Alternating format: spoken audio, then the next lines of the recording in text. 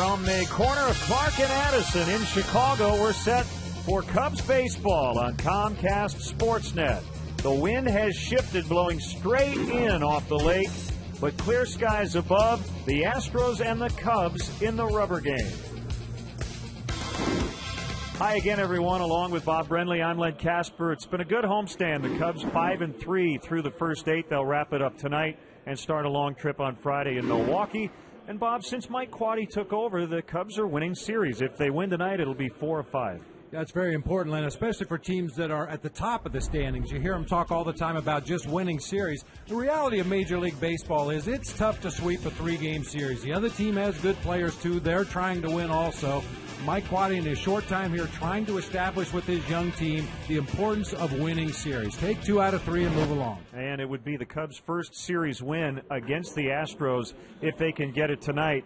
Not going to be easy, however, against Brett Myers, who's had the Cubs' number this season. Well, Brett Myers has had a lot of people's number this season. This guy's one of the best pitchers nobody knows about. He features a low 90s fastball, and when he has his curve and slider working well, he can dominate an opposing lineup. He's gone at least 6 innings every time out this season. Maybe a change of venue will help out Randy Wells. Some ugly numbers for him against the Astros, but both of those starts were in Houston. Yeah, and for Randy Wells, just in general, he wants to finish his season strong. A very disappointing year for him personally, but if he can finish out the last month of the season on a good note, he'd have good, positive thoughts going into the offseason. Starlin Castro looking for a strong finish to the season, sitting out the first 2 games of this series, but he is back in the lineup tonight as the Cubs wrap up the homestand. Starlin Castro and the Cubs hosting the Astros. Next.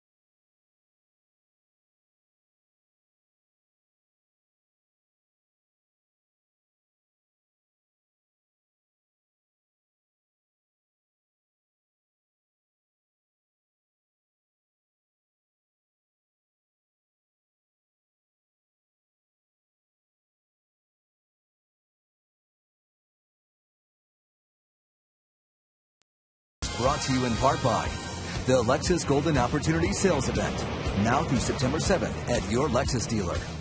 Blue Cross and Blue Shield of Illinois. Member owned means our reason for being is your well-being. Experience wellness everywhere. AT&T, rethink possible. And by Southwest Airlines. Find our fares online only at southwest.com. You're watching the Cubs and the Astros on Comcast Sportsnet, presented by Allstate. Let's get into the Houston Astros Southwest starting lineup. Michael Bourne will lead it off. 5 for 7 in the series. Jeff Keppinger bats second. Hunter Pence, the reigning National League Player of the Week, is in right. Carlos Lee over in left. Chris Johnson at third base. Brett Wallace with his first career homer last night is at first. Tommy Manzella plays short. Humberto Quintero gets his first start of the series, and Brett Myers will do the pitching. Well, let's take a look at the Cubs defense tonight. Soriano in left, Bird in center, Colvin over in right field. Darwin Barney getting the start at third base tonight. He'll be alongside fellow shortstop Starlin Castro. Blake DeWitt over at second base. Xavier Nady playing first. Giovanni Soto behind the plate tonight and hoping not to get run over once again. And he'll be catching pitches from Randy Wells. I'll tell you, at this point of the season, Randy Wells should just ignore his statistics. Go from this point forward, as we talked about in the open of the show, try to finish strong, try to have some good positive vibes going into the offseason, and hope for better things next year. Larry Vanover in his 18th season will work the plate tonight. Nelson, Carlson, and Kellogg, the crew chief, on the bases. Here we go. A called strike on the outer third to Michael Bourne. What a series he's had. 5 hits, 2 doubles, a triple, 2 steals, 3 knocked in. He has scored 3 times as Castro will get him. Little double pump from Starlin. To throw in plenty of time. 1 out. A little double clutch by Castro, and it looked like Bourne may have slowed down about halfway down the first baseline, assuming that was going to be a routine play. We've seen him get down that line a lot faster than that.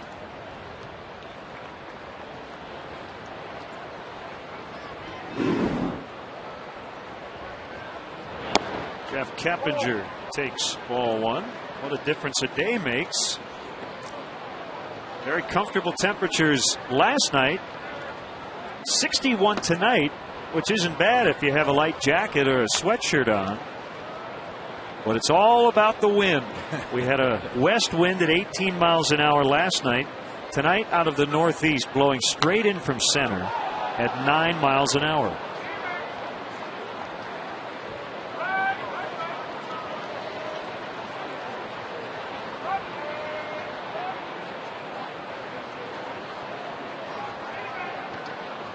Two and 1 on Keppinger. Here's the pitch.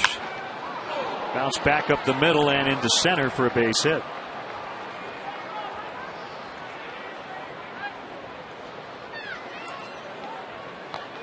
The Astros have had a lot of success lately, mainly because of their pitching staff. They have the lowest team ERA in the majors since August 13th at 2.45, but they have been better offensively in the second half, and right around the All-Star break is when they made a change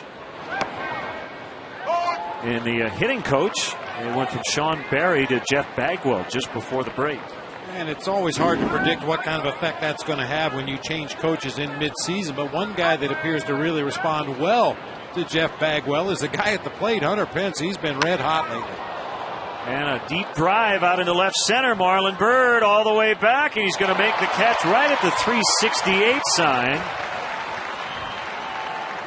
Well, there's no question, if the wind were doing nothing, let alone blowing out, that would have been a home run. But the wind helping the pitchers tonight. We talked about Hunter Pence in the ballgame last night.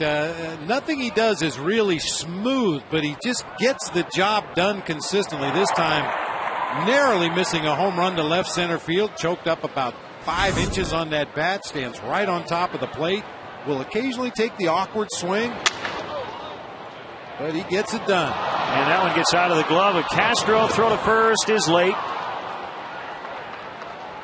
and that'll be an error on Castro. Already his 23rd of the year. I don't know if he took his eye off the ball at the last second or if it just simply popped out of his glove, but it will be an error and the inning continues. It looked like his head came up just a little bit at the end. Right there, he was taking a peek to see where Blake DeWitt was to get ready to make the feed to second base, and that split second you take your eye off the baseball, you don't square it up in the middle of the glove, and that'll go as an E6. Johnson fans on strike 1. 7 homers on the year. 3 of them for Johnson have come in this ballpark. Foul tip, strike 2.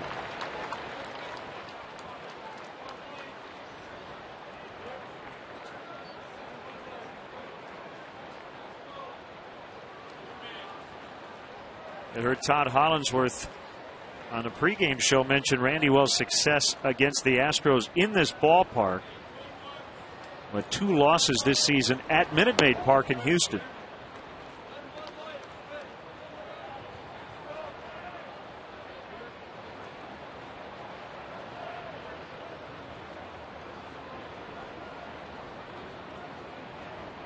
He went into this season having allowed no earned runs in his first 3 career starts against Houston.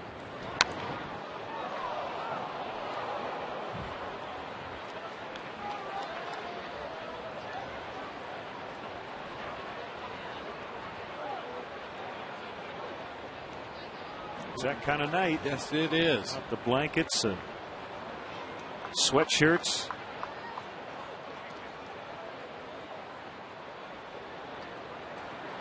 Swing and a miss, strike 3 to end the inning. They leave 2, and the Cubs are coming up against Brett Myers.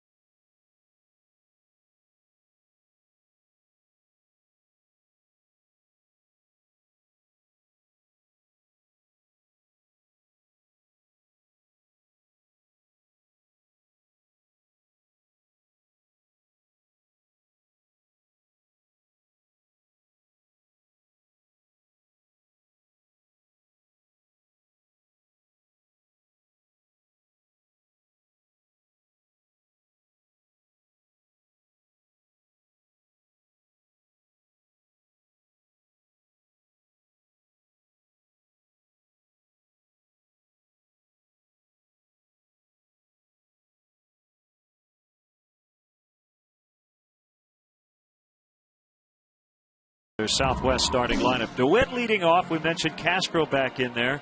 Marlon Byrd is hitting 5 straight. Xavier Nady is at first. Colvin in right. Soto, the catcher. Soriano in left. Darwin Barney in for Aramis Ramirez, who has not played in this series because of the quad. And Randy Wells will pull up the rear. Quick look at the Astros on defense tonight. El Caballo, Carlos Lee in left field. Michael Bourne in center. Hunter Pence over in right. Johnson, Manzella, Keppinger, and Wallace across the infield. Humberto Quintero doing the catching tonight for right-hander Brett Myers. Mentioned earlier, a low 90s fastball, real good curve, real good slider, an occasional changeup. When he's at his best is when he's commanding those breaking pitches. He has had just a tremendous season. His first with the Astros, and he's their ace now. To the trade of Roy Oswalt. And he's done what you like an ace to do. 191 innings pitched coming into play tonight. Will easily surpass the 200 inning mark this year. He's a strike thrower. And to use that overworked cliche, he gives his team a chance to win. On one bounce, it's Keppinger to get Blake DeWitt. Well, durability matters. Deep outings matter, and Myers has already set a franchise record 28 straight starts of at least 6 innings to begin this season. The previous record, Larry Dierker had 26 in a row, but that was not to start a season. Myers one of 10 pitchers since 1920. That's over the last 90 years to have at least 6 innings in each of his first 27 games to begin a season without a relief appearance. 1 strike on Castro. Back in the lineup, comes in at 317, good for 4th in the National League. 1-1. And Bob, this is Brett Myers' 17th career appearance against the Cubs. In the previous 16, his team has gone 13-3. And he's either started or come in to close it out. And another real telling set of numbers, at least for me. Earlier this season, at the end of July, he faced the Cubs in back-to-back starts in the same week. hooking up against Ted Lilly, and he got better in his second outing against the Cubs. Threw a total of 16 innings in those 2 games, only gave up 9 hits and 2 runs, and struck out 20 Cubs. And generally in those situations, I think the second time around the advantage goes to the offense because you've recently seen the guy, you know how he's going to try to get you out. But that wasn't the case for Brett Myers against the Cubs this year.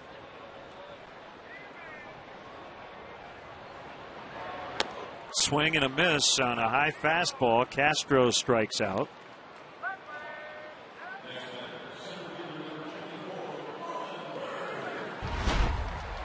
Our Coors Light RoboCam, an elevated fastball from Brett Myers. I think you see the guy out there on the mound, big burly right-hander, barrel-chested, and you think he's just a hard thrower aiming for the middle of the plate, but this guy can command his pitches. He moves the fastball up and down and in and out, and I mentioned the breaking pitches earlier. Former Philly teammate Marlon Byrd takes a strike.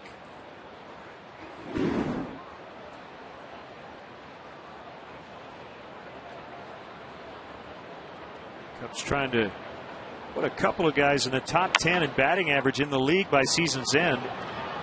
In 20 years, nice play. Tommy Manzella just gets Bird at first, and that's a quick 1-2-3 for Myers. 0-0 after 1.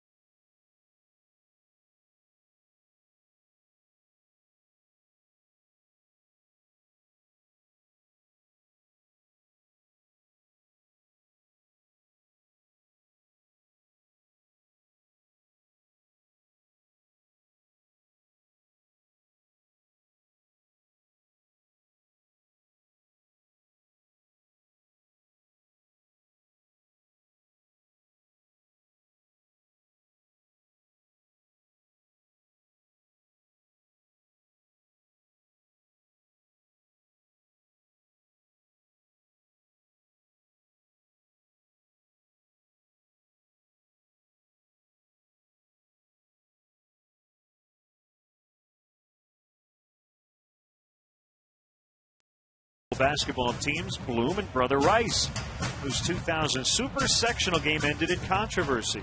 Don't miss the game broadcast premiere Saturday at 3 on Comcast Sportsnet. Underway in the second as Brett Wallace takes ball 1. He hit his first major league home run last night to center field off Carlos Silva in the second.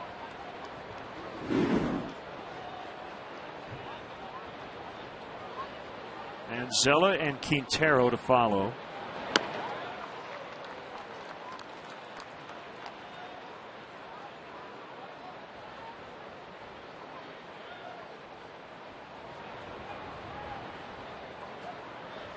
Wells with a 1-2 pitch. Wallace able to stay alive as that ball rattled around in the Cubs dugout.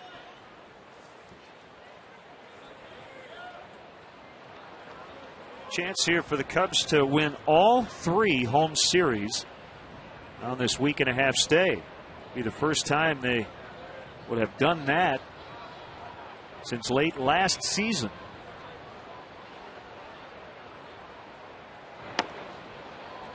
In tight 2-2.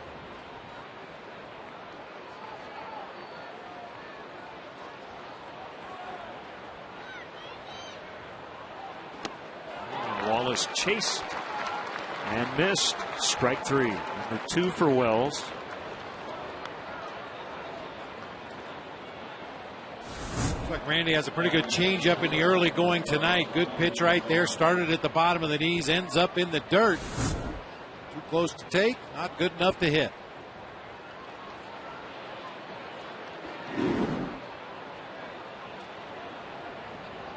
As a shortstop, Manzella caught the outside corner on a slider.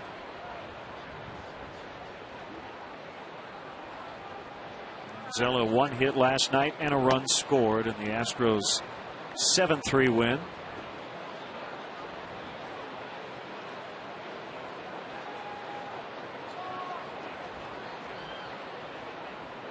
Randy Wells recently turned 28. He's 6'5", 230. From Belleville, Illinois, not too far from St. Louis.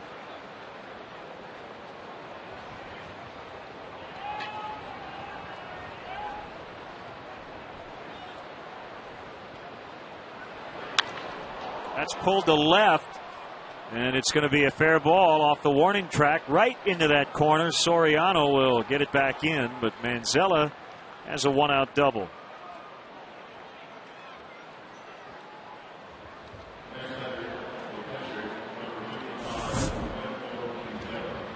Manzella, a guy that the Astros, I believe, view more as a defensive player, but jerks that one down into the left field corner for extra bases. Around a little bit, but Soriano able to hustle it back in and hold the shortstop to a double. Zup Quintero making a 64th start tonight. The Astros have gone 33-30 when he has been behind the plate. Cubs base runners better be careful tonight. He has 6 pickoffs this season. That leads the majors. Didn't he get Ryan Theriot earlier this year down in Houston, I believe? He did. At third base. Out into left center. And the Astros are going to get on the board as Manzella will score. Bottom of the order getting it done. The 7 and 8 hitters teaming up. And it's 1-0.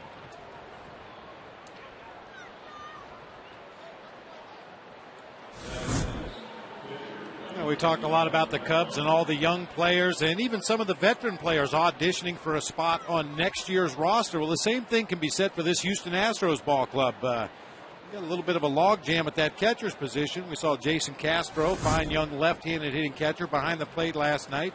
Veteran Humberto Quintero wants to make sure he's on that roster next year. They've given J.R. Tolles a few chances. He hasn't stood out in his opportunities.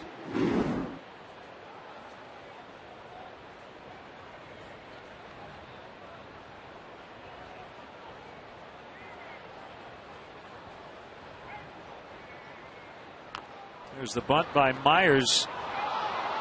Soto had a little trouble as his feet got tangled up with a bat. He will get Myers at first. That's a ninth sack hit for Myers. Runner at second, 2 outs. It appeared like Soto did the same thing that Castro did out at shortstop. He bounced on the ball quickly, but it looked like he took a peek up towards second base right before his hand got to the baseball. And once you fan on it the first time, the only play is to first base for the easy out. Slow the game down. With Quintero running at first base, Soto had a lot more time than he realized. That ball was only bunted a couple of feet out in front of home plate. He just tried to rush the play a little bit too much.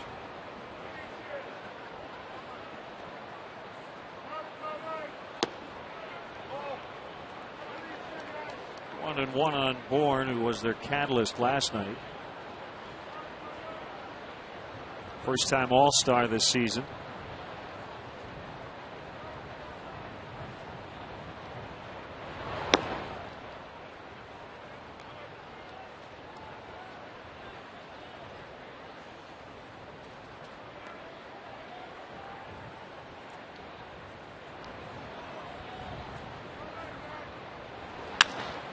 Ground ball smothered by Darwin Barney. Slings it across. That's the inning. The Astros get one on a couple of hits and lead 1-0 early.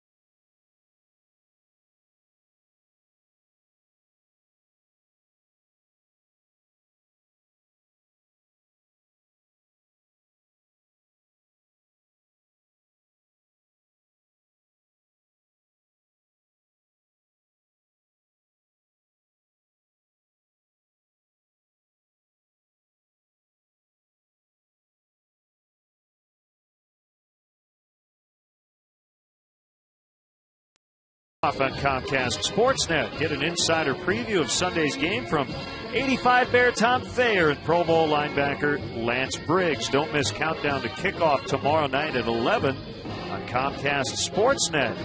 Fans' best friend. Bears hosting the Lions this weekend to start the NFL campaign.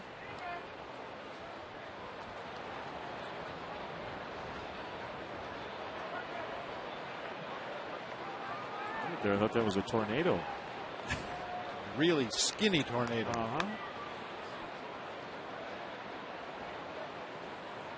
Thankfully, it was a pretty calm night tonight. As Xavier Nady takes ball one. Now the Cubs did come back from a 4-0 deficit to win Monday afternoon 5-4. But they're 16-57 when the opposition scores first. The Cubs are 44-22 when they get the first run.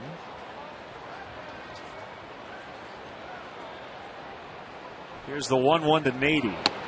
Now 1-2. Xavier's had a tough series. 0 for 5 with 4 strikeouts, but overall he's been very good lately.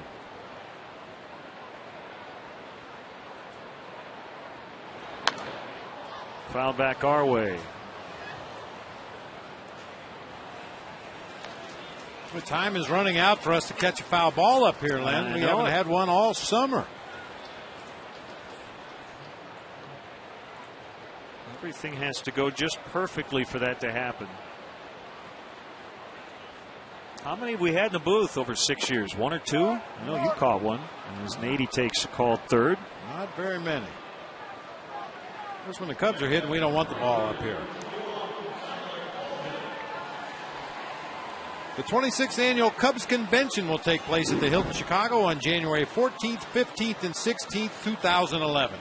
Rooms are available now by calling the Hilton Chicago at 312-922-4400 and asking for the Cubs convention rate.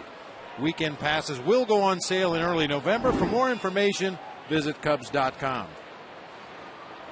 Tyler Colvin takes fastball low for ball one. 2 hits, 2 RBIs last night.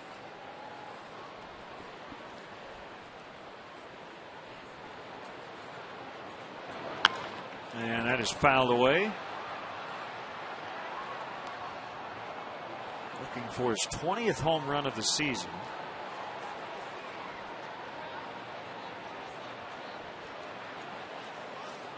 His previous home run off John Lannon at Washington on August 24th.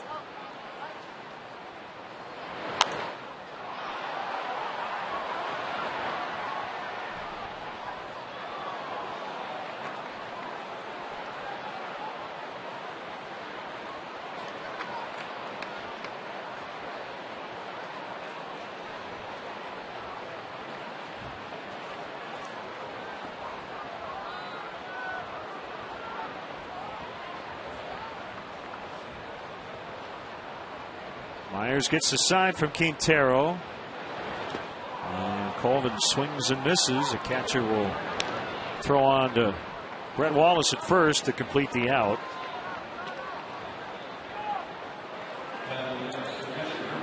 Myers' last start against the Cubs, he went the distance in Houston, a 6-1 Astros victory. 4 hits, 1 run, 12 strikeouts, which tied his career high. And since we last saw Brett Myers, he got a little more job security, a 3-year contract extension through 2013. 1-0. Giovanni Soto. Game-winning home run in the 8th on Monday. Also homered Sunday, had the game-winning RBI Saturday against the Mets. And a big block of the plate in game 1 of this series, and was off last night. A forgettable year last year, but rookie of the year in 08. Excellent offensive season this year.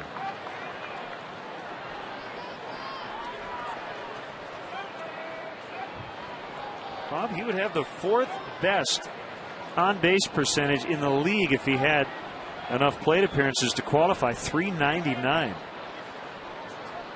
That is tremendous.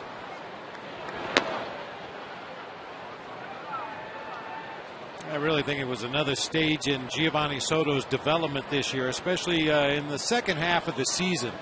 Taking the base on balls when he's not getting good pitches to hit. When he does get balls in the strike zone, he's put good swings on them. Except for that one against Brett Myers. Myers pretty good early on. He's faced 6 and has struck out 4. 1-0 Astros.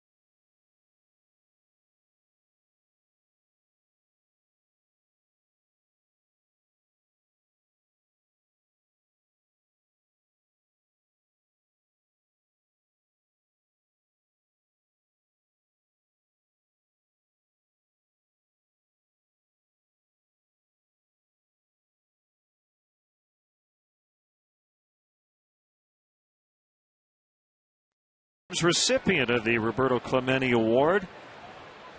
It's given out annually to the player who combines a dedication to giving back to the community with outstanding skills on the baseball field.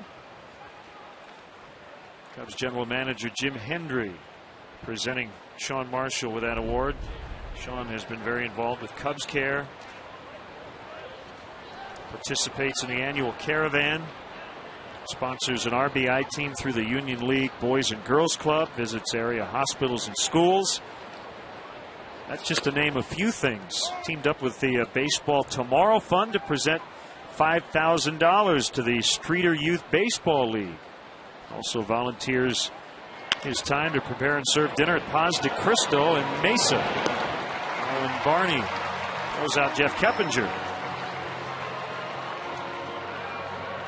That Roberto Clemente Award, the individual award for each team, and then ultimately the award overall, one of the more prestigious off-the-field awards for all Major League Baseball players.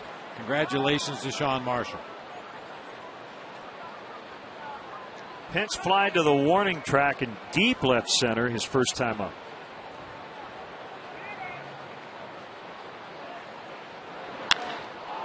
I don't know if this one's going to stay in the yard. Gone. A home run for Pence. I think he realized center field's not where to hit him tonight. So he turned on that one a little bit more and makes it 2-0. Hunter Pence is just a perfect example of the fact that there's more than one way to get the job done. He's choked up about 4 or 5 inches on that bat, stands right on top of home plate. As we talked about in his first at bat of the game, he's a little rough around the edges, loses his balance from time to time. But when he makes contact, he can hit the ball a long way.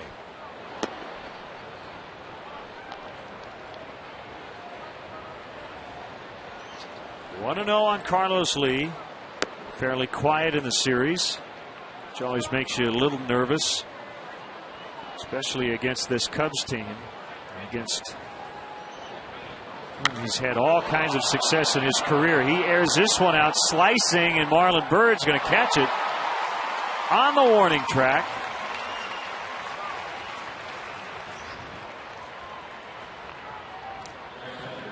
Time is running out on the 2010 baseball season. Only one homestand left. Don't miss your chance to see Cubs baseball here at Wrigley Field and against a couple of playoff contenders coming up. Tickets are still available for the remaining home games, including bleacher seats. To purchase tickets, visit Cubs.com. Call 1-800-THE-CUBS or visit the Wrigley Field box office. Giants and Cardinals will be here in a couple weeks.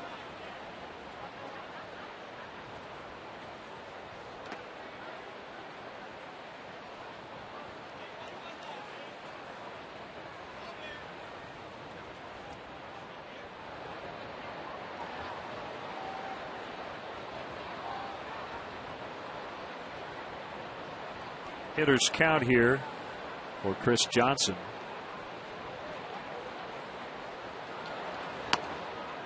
Swing and a miss. When we say hitters count, we're talking 2-0, 3-1 in particular. Those are counts, and 3-0 you would certainly put in that category as well. But those counts in which, if you're a hitter, you're looking for your pitch, the one you can do the most damage against.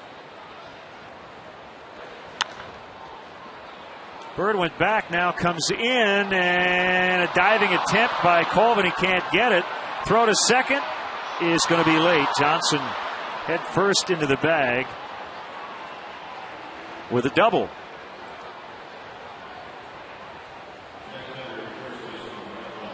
That's what we call no man's land out in right center, that Bermuda Triangle. Especially with this wind tonight. That ball wasn't hit as hard as Marlon Byrd thought. His first move was back a step. By the time he recovered, nobody could get there. Blake DeWitt trying to get out there, make the over-the-shoulder catch. Tyler Colvin comes sliding in, but it gets down on the grass for a double. Yeah, those hitters counts that you're talking about also could be classified as predictable counts. Doesn't always work out that way, but the general consensus is when the pitcher's behind in the count, 2-0, 3-1, even 3-2, he's probably going to throw a fastball to get back into the count, and most hitters love those predictable counts.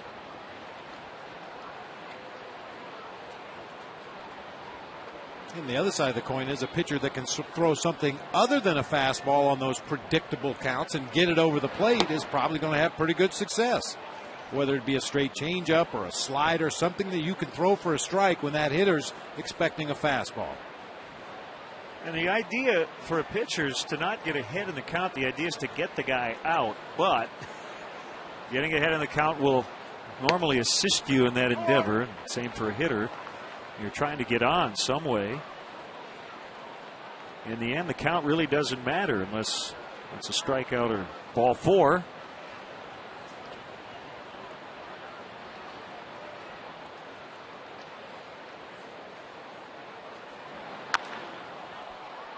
Fly ball right field. Colvin will make the catch.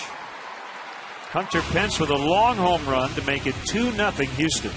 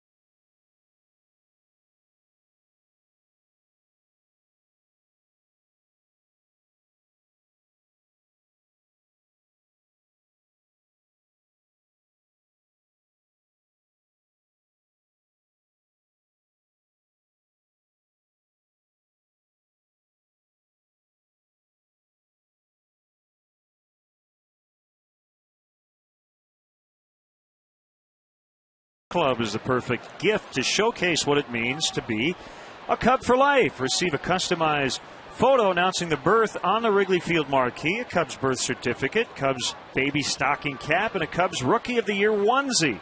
Perfect for parents and friends alike. Visit Cubs.com for more info and to sign up today. Alfonso Soriano hitting 7th. And he pops it up into shallow center. This will be Michael Bourne. 1 pitch, 1 out. Bob, we were talking about the count, and Joe Posnanski has a blog. It's very good. Usually it's about sports, and recently wrote about the count. And he did a study about different averages in different situations. Did you know, and I believe he went back to 2000, so the last 10 years, Darwin Barney takes a strike. On a ball in play, in every count, batters are hitting over 300. That includes 0-2. On a ball in play, a batter hits 302 on an 0-2 pitch. Of course, that doesn't take into consideration a swing and a miss or a ball or whatever, but found that interesting. He also has different things as far as, okay, the best count to see a home run. I would guess 3-1. The first pitch. 18% of all homers are hit on the first pitch of an at-bat. The best count to hit a home run is 3-0. The best count to steal a base. Any ideas? The general ballpark. 1-2. 2-0. Really? Yeah. The worst count to steal a base, 3-2. Thrown out almost half the time on a full count. That makes sense as Barney strikes out. Cubs without a base runner to start this one against Brett Myers. You figure 3-2. A lot of guys just run with 2 outs. Well, I guess you wouldn't be caught stealing necessarily in that spot, since if the inning continues, generally it's a walk. But guys, it's not a straight steal in many situations. Avoid the double play. Right. Yeah. I always thought that the 3-0 count would be a great time to steal a base because nobody would ever expect it. Yeah, that's actually what he says. Let's see here. He says, well, running 3-0 is really the safest bet. They've made it 87.9% of the time, but it's a rare thing for a team to even do it. So the best real running count is 2-0, about a 78% success rate. So fun with numbers. Somebody that's got a lot of time on their All right, hands. here's another one. Are there more strikeouts or walks on 3-2 counts? I'd say strikeouts. Walks. Geez, I haven't got one right yet.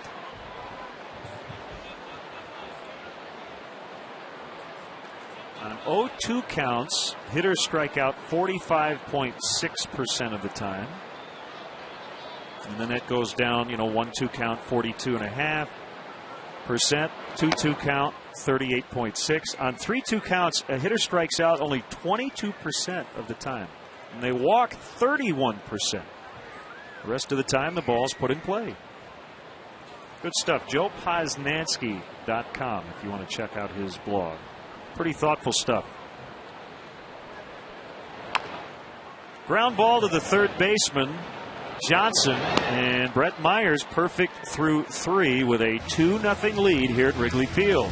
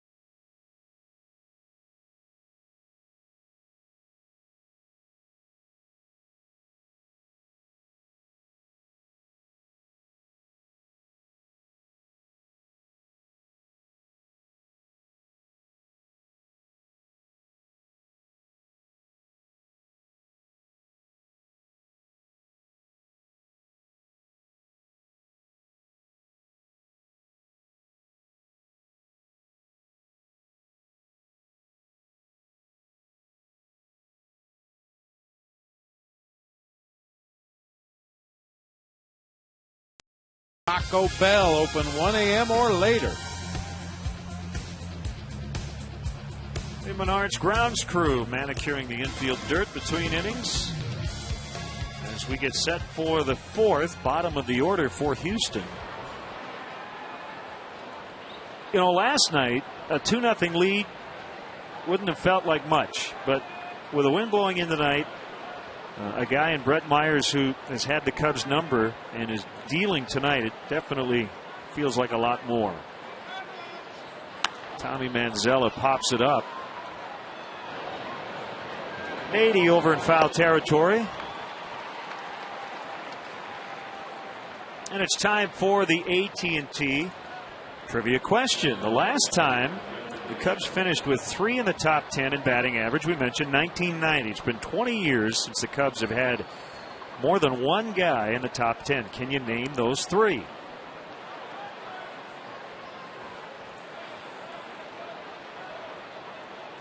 '90. Got to be Mark Grace, right? Gracie definitely up there somewhere. Rhino, maybe? That would seem to be a safe guess. Quintero. Trying that ambush move there as he bunted it foul. Barney was playing back.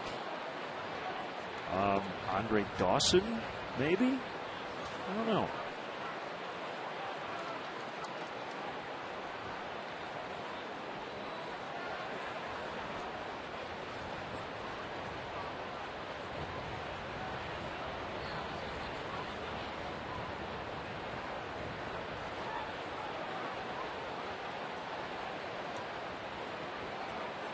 Soto will give the signs. Here's a pitch. Slider missed low, and Quintero able to hold up.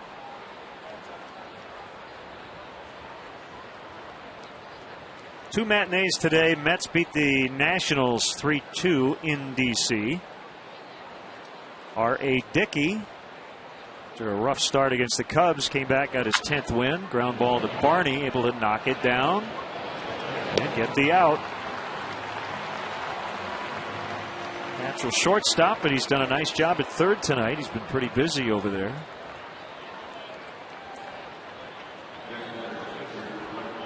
And the Yankees avoided the sweep against last place Baltimore 3-2. They got 2 in the bottom of the ninth to win it. Made Jabba Chamberlain a winner. Nick Swisher with the game ending 2-run homer on a 2-0 pitch. That hitters count.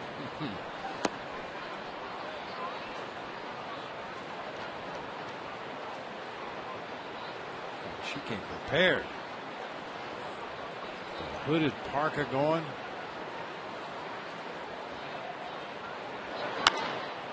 Myers with a fly ball for Colvin, and Randy Wells works a quick 1-2-3 4th inning on just 8 pitches. See if the Cubs can get something going against Myers in the bottom of the inning.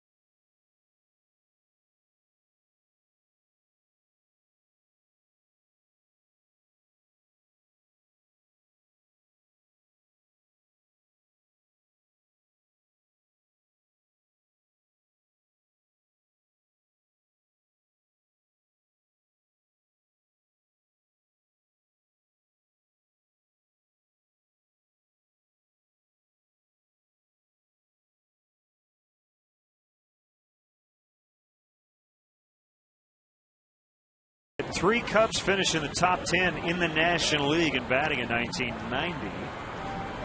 And that trio would be Andre Dawson, Mark Grace, and Ryan Sandberg. In the low 300s finishing in the top 10. That's probably going to happen again here this season. We've got Cargo at 340, Joey Votto 321, but everybody else pretty tightly packed.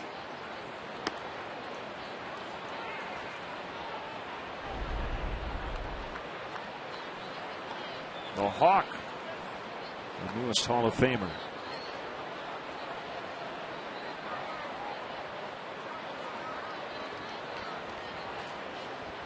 And a very quiet start to this one for the Cubs offense. Brett Myers has faced 9 guys. He has struck out 5 and has not allowed a base runner as he faces Blake DeWitt.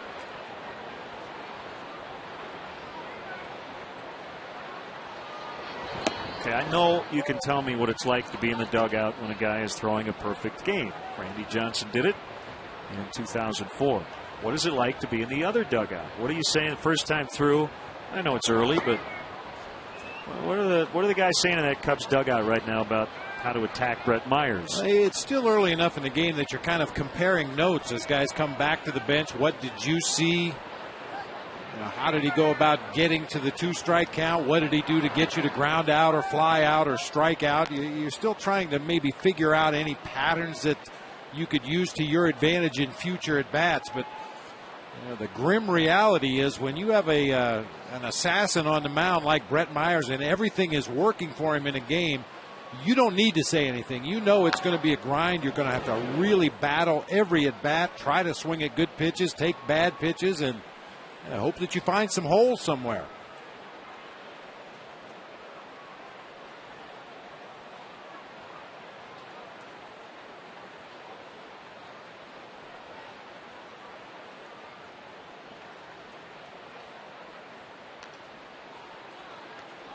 And he really does have it all working tonight. He's featured some 2-seam fastballs tonight that we see very rarely from Brett Myers. The 4-seamer up high in the zone. His changeup has been very good, a pitch that he uses sparingly most of the time. And we really haven't seen a lot of the big curveball. He's thrown a few sliders in the game, but basically doing it with 2-seamers and changeups up to this point. He just hit Blake DeWitt? No. Larry Vanover said no. I guess the other thing you can try to do is sell it. Yeah, I got hit.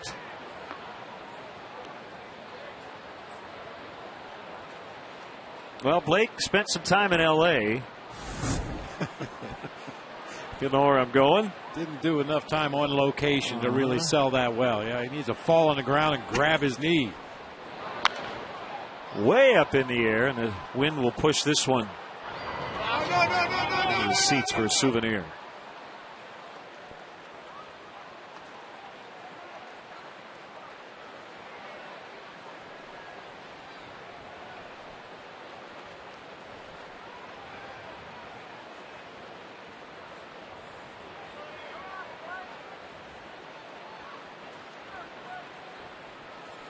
Castro on deck.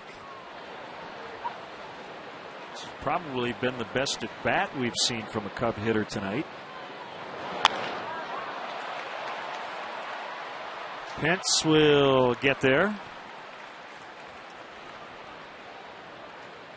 Well, I think the other thing for Brett Myers, especially now with a lead, he's gone through the order once. The wind continues to blow in. I'm sure he doesn't get nervous when he sees a good swing like that. He's telling guys, hit it as hard as you can. Even if you hit it out, I still have the lead. And this is the kind of night, if you can keep it from gap to gap, just keep it away from the foul poles, you got a pretty good chance of fly ball staying in the ballpark. Backhanded by Keppinger, jump throw on the bounce. They got him. A little collision at first as Wallace had to back up to play that hop on the throw. What a play to get Starlin Castro, who's a little gimpy coming off the field. Hopefully he's all right. A nice play all the way around. Keppinger going way up the middle of the field. Castro runs extremely well, as we know, and I'll tell you, Brett Myers is going to win, or Brett Wallace rather, is going to win that one every time. That is a thick young man down there at first base. Very stout base, and you could see Castro just bounced off him like he ran into a wall.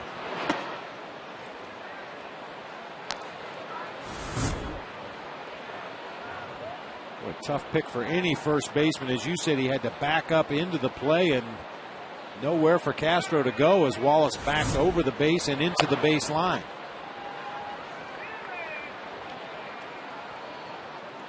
Chatting with Mark O'Neill. Looks like he's all right. He seemed to skid on his heels. Maybe a spike caught the dirt a little bit, tweaked one of his ankles, but able to get off the field under his own power. The 2-0 to Marlon Byrd, lined right at the shortstop. Manzella, 12 up, 12 down for Brett Myers. It's 2-0 Houston.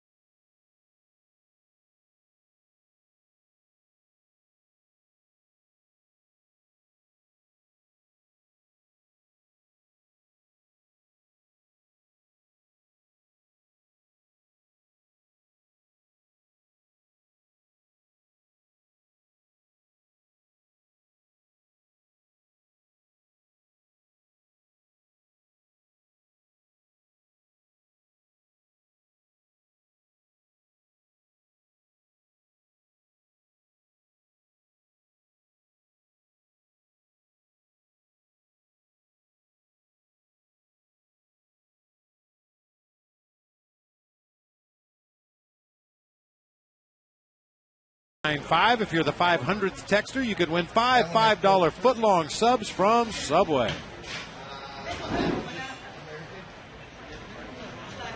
A little of this, a little of that.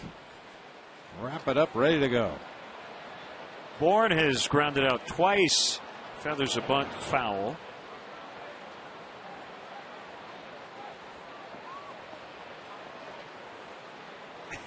We talk about when a guy makes really good contact, the sweet sound off the bat. But for a bunter like Michael Bourne, I didn't even hear it.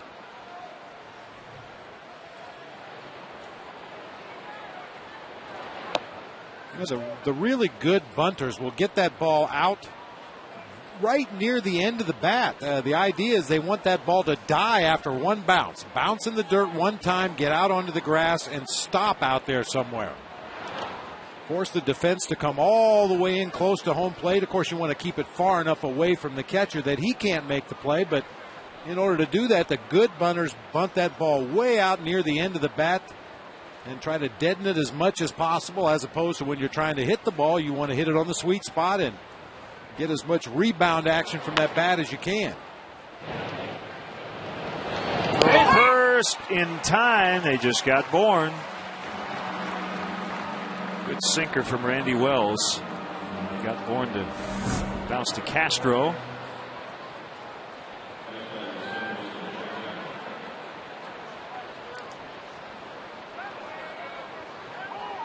I remember when I was a minor league player going to Tempe to watch California Angels play a spring training game, and we got there very early to watch some workouts, and Rod Carew, arguably one of the best bunters of all time. They used to put a hula hoop down the first and third base line, and Rod Carew during batting practice would just bunt one ball after another that would come to a stop in the middle of the hula hoop.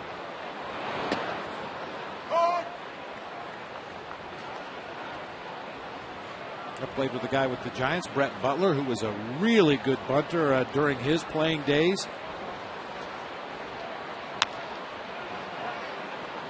Here comes Colvin. And he didn't catch it. Quick call. I mean, right on top of it, Jeff Nelson. Excellent effort by Colvin.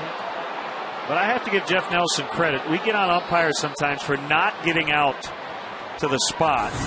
And no argument from Colvin, as Nelson was right in his grill, basically. That was the right call. That was a good call, and it was a good effort by Jeff Nelson to get out there and get the best possible look at it. A very emphatic call. That's how you do it for you young umpires. And a good effort again by Colvin. Yeah, you like to see the players hustle at all times on the field. You also like to see the umpires hustle. Kudos to Jeff Nelson for that particular call.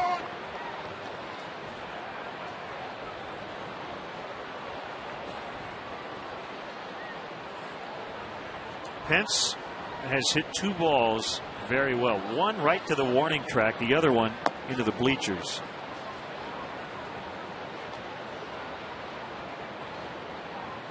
.23 home runs on the year. It was his 16th solo shot.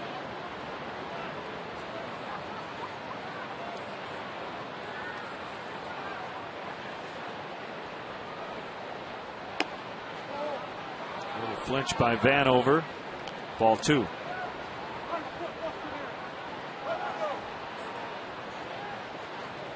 Former Cub Dave Clark, former Astros interim manager, at third base.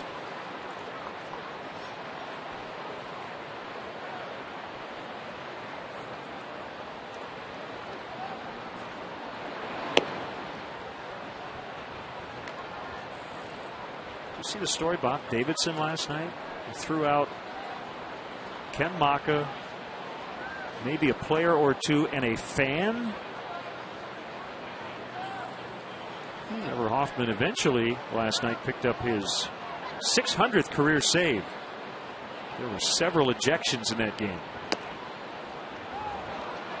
including a fan. Huh? Yeah. Wow. Apparently the fan was heckling Yadier Molina, who declined to comment on it. Since when did that become grounds for an ejection? Unless you're using profanity or... Yeah, I mean, the fan, the report I read, the fan said did not use profanity. You don't want baseball to turn into a tennis match where everybody has to sit silently on their hands for 9 innings. Although if you watch the U.S. Open this week, the fans don't stay very quiet during that tournament.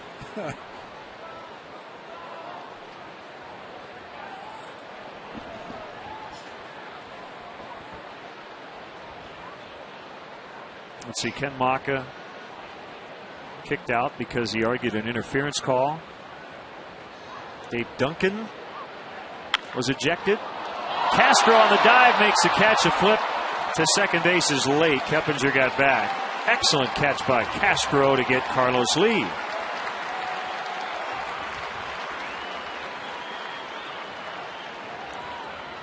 Carlos Castro probably saved a run with this diving catch. I mean, he didn't have much time to react. Just a step and a dive, able to get to the spot and make the catch. That ball was hit so hard it probably splits the gap if it gets past him. Chris Johnson 2 on 2 down. So Tim Timmons kicked out Ken Maka. Dave Duncan got tossed by Bob Davidson. Chris Dickerson, Brewers center fielder, thrown out by Davidson. And then the fan was asked to leave. And just to finish his point, Bob Davidson looked at the entire crowd and said, "You're all out of here." 33,000 plus. Swing and a miss, 1-1. Congrats to Trevor Hoffman. Absolutely. Number 600. Oh, what a tremendous career he has put together. First ballot Hall of Famer. Probably the hardest working closer I have ever seen. His pregame workout is a lot more than most guys do in the offseason when they have all day to work out. It was a standing joke in San Diego when a young pitcher would get called up from AAA his first day in the big leagues. They'd say, "You go work with Trevor today." Well, the young man would come back with his tongue dragging. It was tough to keep up with Trevor Hoffman. Still is tough to keep up with Trevor Hoffman, which is why he's maintained such a high level of excellence throughout his career. Lost the closer job earlier this season, but never pouted and has been a lot better in the second half. 3-1 on Johnson. And a blue base hit to right. Here comes Keppinger, and it's 3-0 Astros.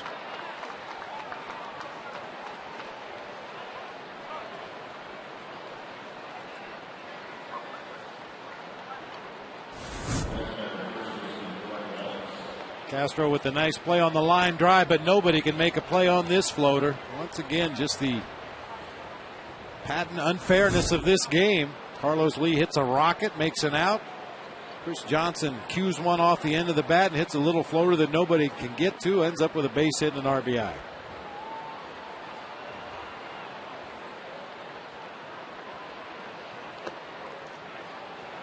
Low for ball one on Wallace. Another interesting story out of Cleveland. Outfielder Shin-Soo Choo is from South Korea, and he has a military obligation looming. Every able-bodied man in South Korea has to give 2 years of military service back to his country before reaching 30. Choo is 28. But here's the interesting twist. He will get an exemption if his national team wins the gold medal in the Asian Games this November. A lot of incentive there. And I guess Choo has no interest in the prime of his major league career putting it on hold for 2 years. So we'll see how that plays out. And, you know, the Indians have a vested interest as well. Oh, yeah.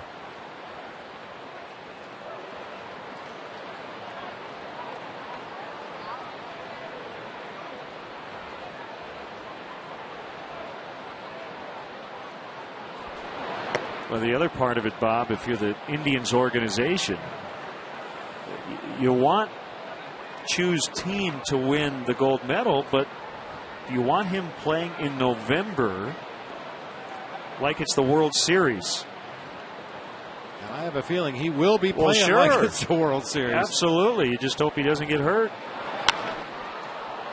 Driven out to left where Soriano makes the play. The Astros add 1 to their lead. It's 3-0 in the 5th.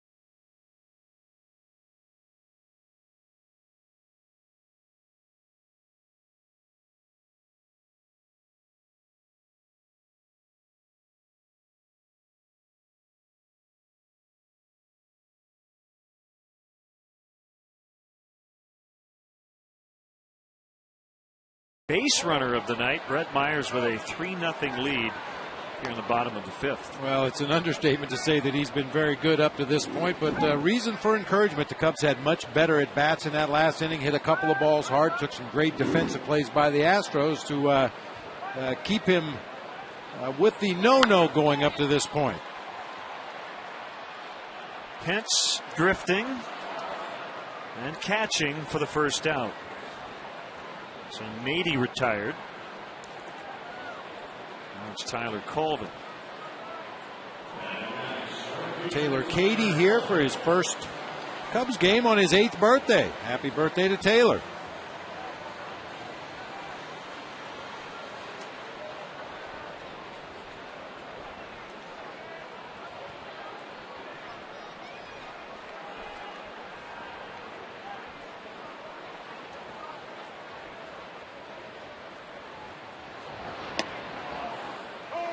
Bottom of the zone for a strike.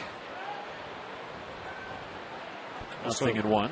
Have Gretchen and Jerry Winkleman from Prescott, Arizona. Beautiful city, here to celebrate their 56th wedding anniversary with the Cubs tonight. Congratulations.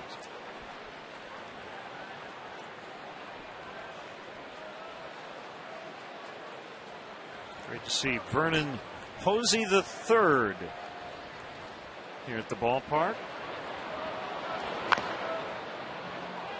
Thanks for serving your country, Specialist Posey.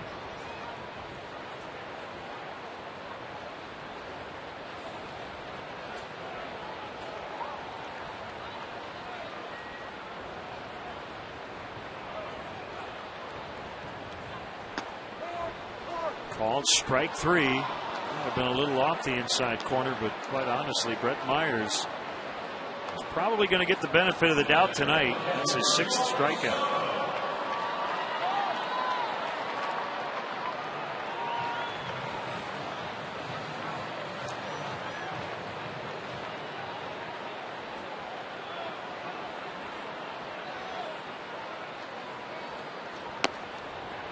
Going outside to Soto.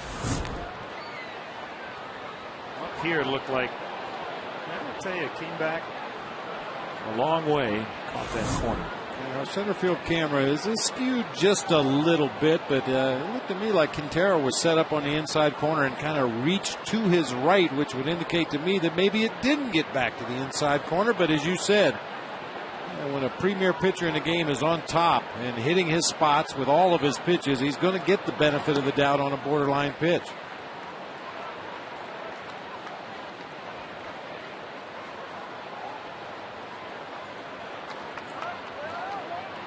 Two and 0.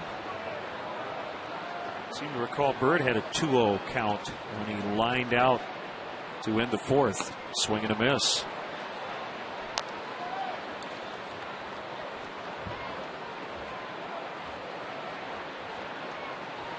We've made comparisons in the past when Brett Myers has pitched against the Cubs. His delivery is very near a mirror image of Curt Schilling. Especially the way he starts his windup, takes the hands up and behind his head, his pivot, his drive off that rubber toward home plate. Very, very similar to Big Shill.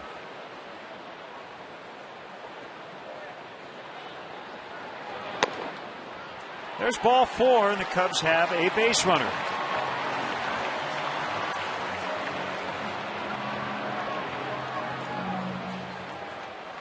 Treat your top clients, employees, or family to an all-inclusive experience in the Bud Light Batter's Eye. Your guests will enjoy Wrigley Field luxury, enjoying unlimited food and beverages, reserved seating, private restrooms, and a breathtaking view of the friendly confines for only $145 per ticket. For more info, visit Cubs.com/suites or call 773-404-4200. Soriano flied to center on one pitch, his first at bat. Takes ball 1 here in his second AB. Myers working from the stretch for the first time. Swing and a miss.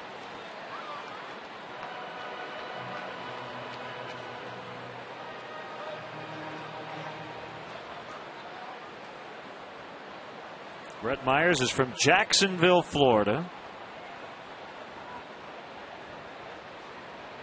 Recently turned 30.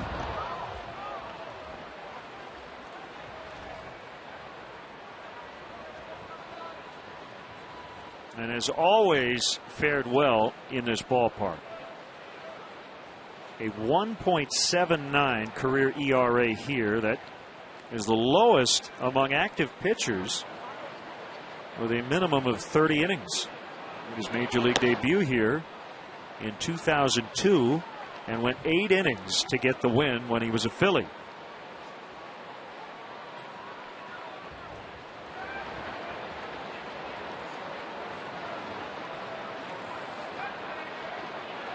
Short lead by Soto at first. The pitch and a base hit. The first one for the Cubs. Soto will make the turn and head to third as Soriano has a 2-out single.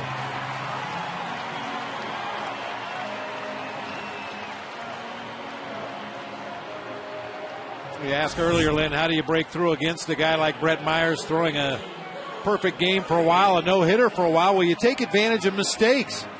Curved ball that hangs up above the belt to Soriano, and he tomahawks it into left field for the first Cubs hit of the game.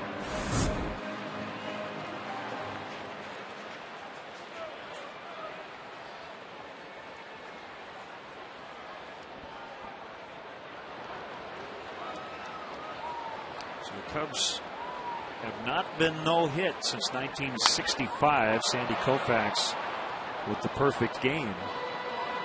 They'll stay intact at least for another night.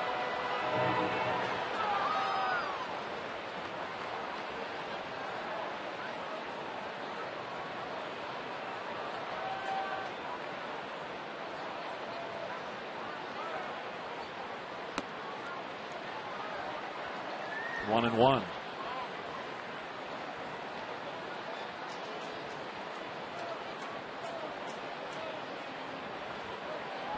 Looking at Randy Myers with 3 career 9-inning complete games, and his low hit performance, a 2-hitter against Milwaukee in 2008.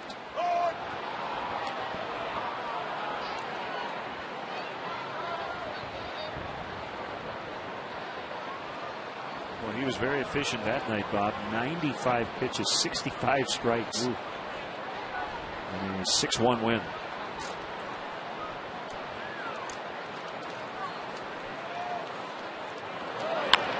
Bounced up the middle, but not hit very hard, and the throw goes to first.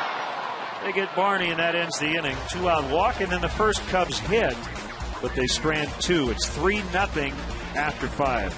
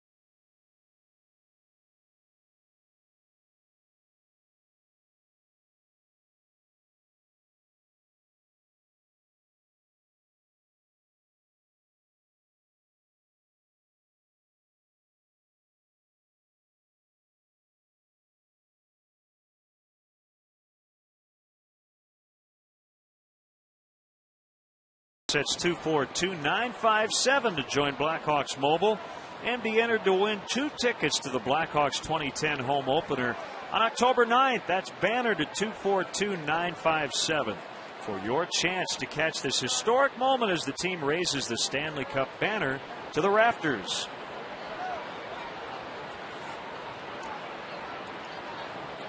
(3-0 Houston, as Tommy Manzella, who has doubled and scored in 2 trips tonight, 1 for 2, takes strike 1. Good to see Bob Jaderberg from the Reporter newspaper in Palos Heights here covering Brian Bogusevic.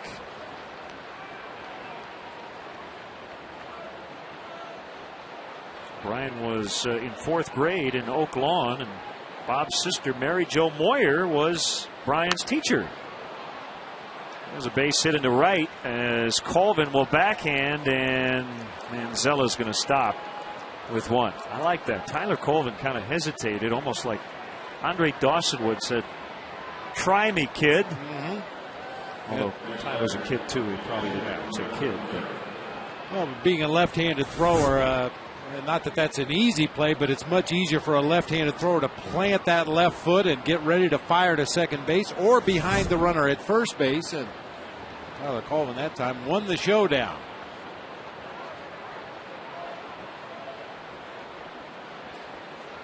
Quintero knocked in Manzella for the first run back in the second.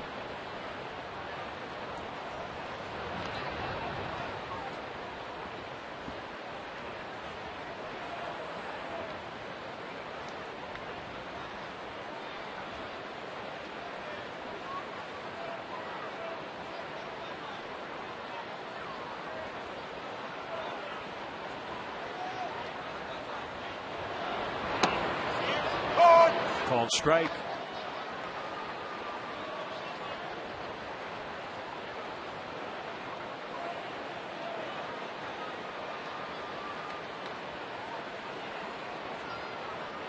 Milwaukee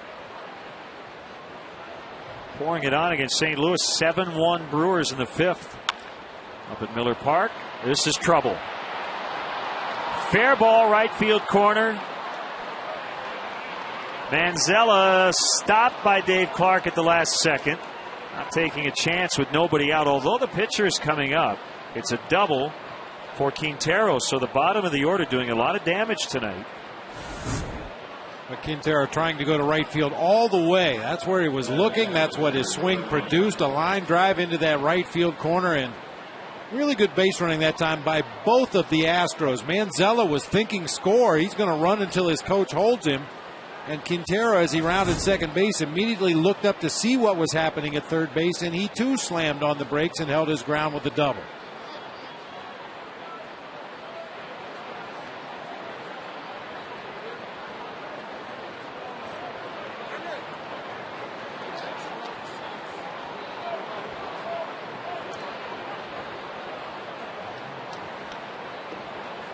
Infield in against Myers.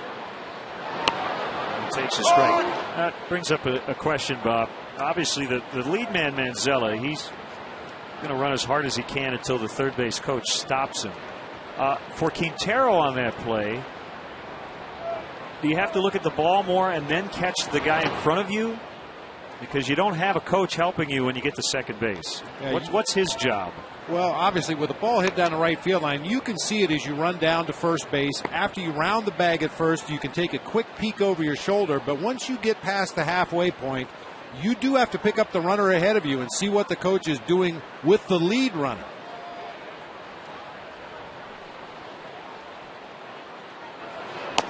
Swing and a miss, 1-2. And we've seen a lot of base runners all around Major League Baseball either look over their shoulder, watch the play in right field, and go to third base, even though that runner has been held up. And what could be a potential big inning suddenly fizzles out quickly. Swing and a miss for out number 1. I've mentioned it many times in the past. There was that last peek over his shoulder to see what's happening in right field. Then the peek over to third base to see what's going on there. Manzella's held up, so Quintero holds up. You know, they talk about your head on a swivel. That's more of a football term than a baseball term, but that's one time it really applies as a base runner. They will intentionally walk Bourne to get to Keppinger with the bases loaded.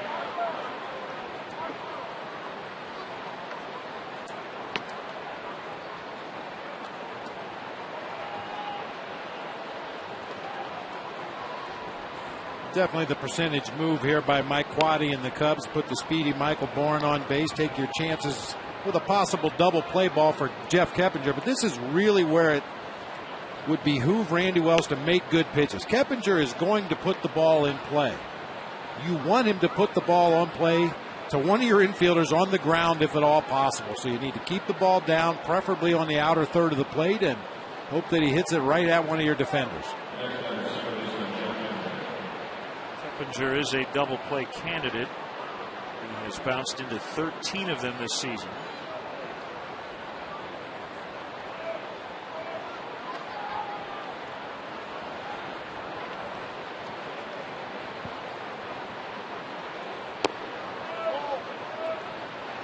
Just if we misses. had extra defenders here, Bob, I would put them all in shallow right center. That's where Jeff Keppinger loves to hit the ball. Especially with runners in scoring position.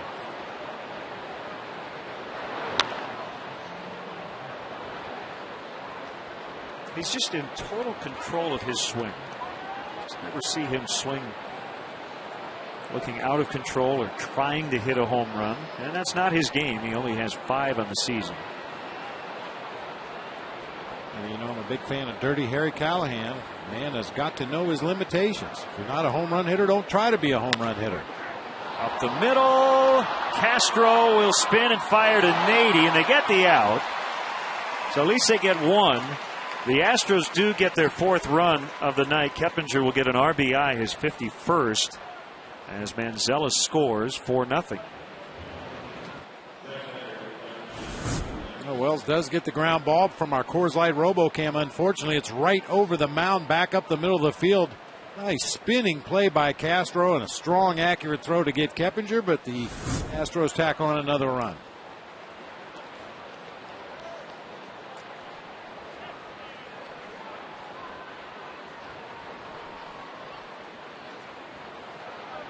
Second and third for Pence.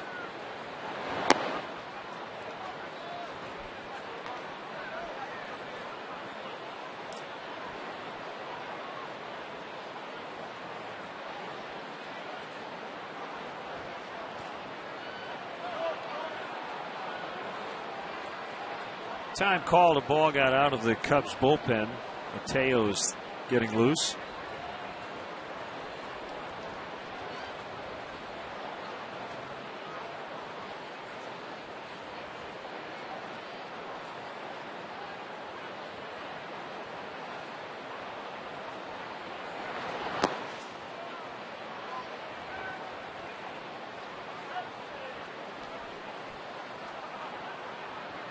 Astros have not had a big inning. They have scored once in 4 different frames, but constant pressure on Randy Wells tonight. He's only had 1 1-2-3 inning.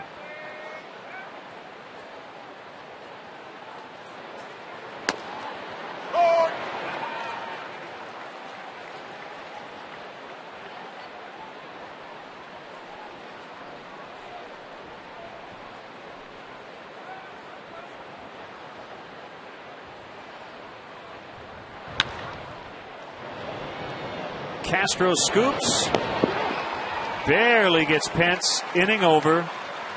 The Astros get one more. It's now 4-0.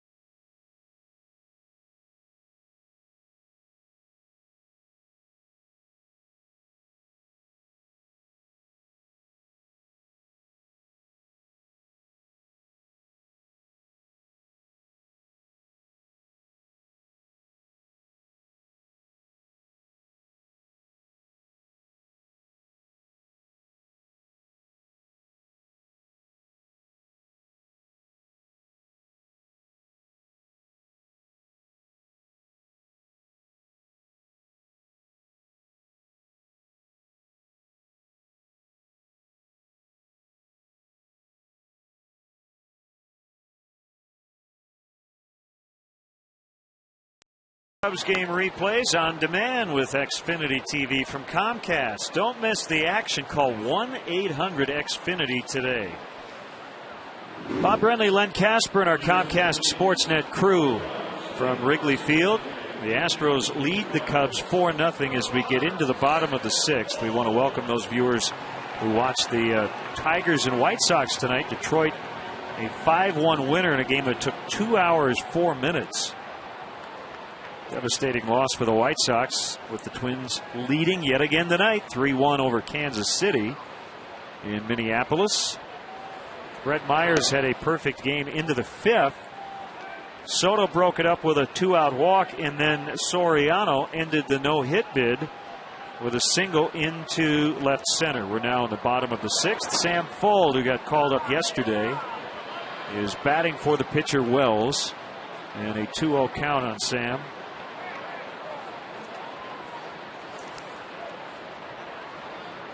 His second stint this season with the Cubs. Appeared in 3 games in a short stay in mid-August. 21 steals, 69 runs for Fuld at AAA this season. Struck out only 37 times. He walked 66. 2-2. Good defender. He can play all 3 spots in the outfield.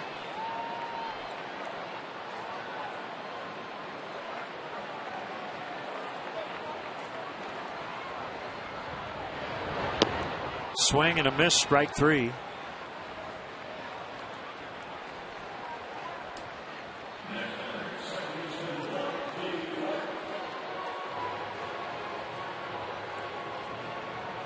Visit the official online shop of the Chicago Cubs at Cubs.com. Browse the largest selection of official gear, including the latest apparel, nostalgic memorabilia, and authentic classics for the whole family.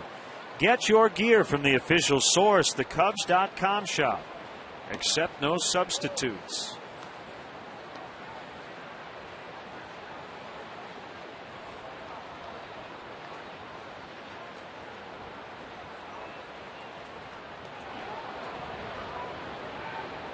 Mentioned the Braves clubbing the Pirates. It's now 9-1 in the 8th inning at Pittsburgh. Well, Phillies doing the same at home against the Marlins. 2 down. 10-3 Phillies in the 8th. Cole Hamels 7 shutout innings tonight. Ryan Howard with his 28th for the Phillies. 3 hits, including that home run. Let's take a look at our All-State good hands play. Starlin Castro with a bid for an infield hit. Jeff Keppinger with the jump throw to Brett Wallace at first. And Starlin Castro got the worst of it over there at first base as Wallace backed up into the baseline. Castro was able to stay in the ball game. Appears none the worse for wear. Easy for me to say I didn't run into Brett Wallace. It's foul. 0-2. Bottom 9 in Anaheim. Indians and Angels are 3-3. Cleveland tied it in the top of the 9th.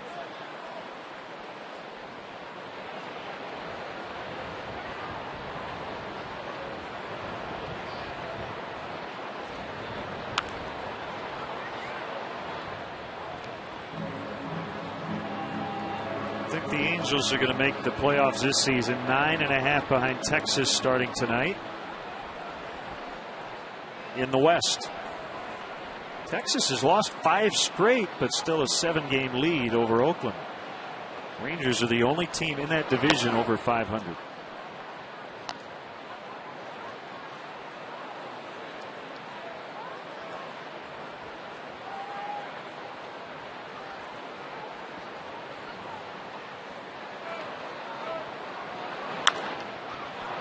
Right through the legs of Chris Johnson. Came up on the ball. The ball stayed down.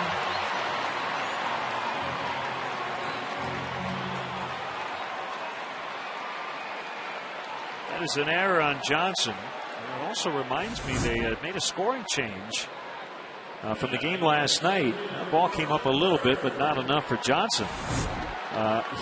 Jason Castro had a hit taken away in the 6th inning. A ball that was originally scored a hit, but an error instead was charged to Jeff Baker, so that made a run against Scott Maine unearned, in case you're wondering.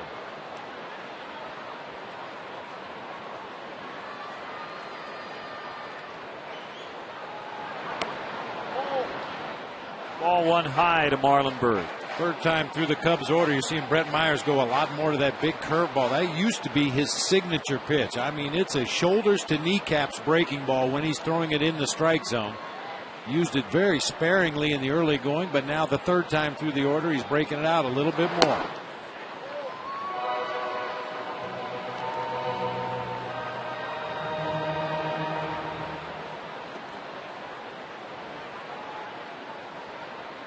Happy birthday to Kent Vanderkolk.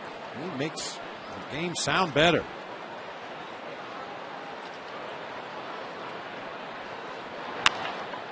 Sharply hit ground ball. Manzella a bit to his left. And Myers shutting him out through 6 on only 1 hit. 4-zip Houston.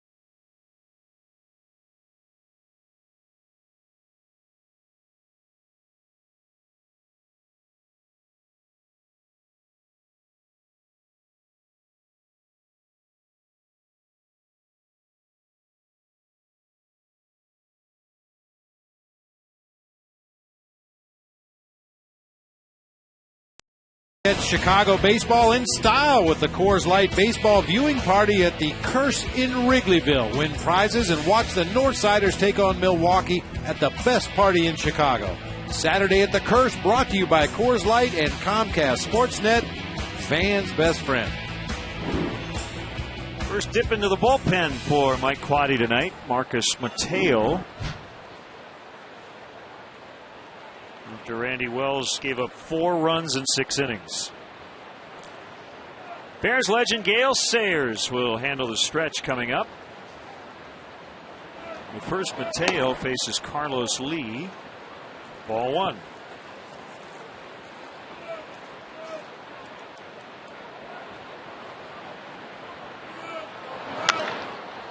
Line to center, right at Marlon Byrd.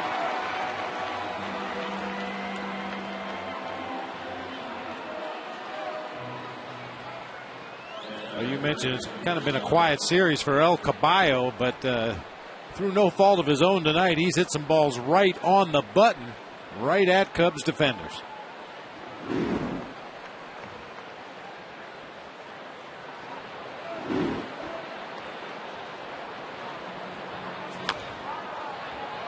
It's a foul ball right at the plate. Texas trying to snap that long losing streak, leading 7-1 at Toronto in the 9th.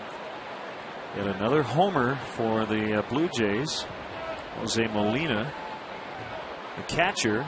That gives him 21 homers over their last 10 games. But they trail late.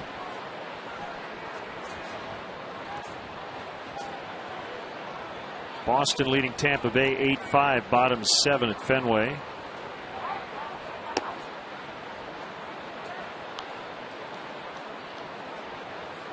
Now 9-5 Red Sox. 4 homers for the home team. Scudero, Martinez, Ortiz, and Beltre. Foul tip, strike 3.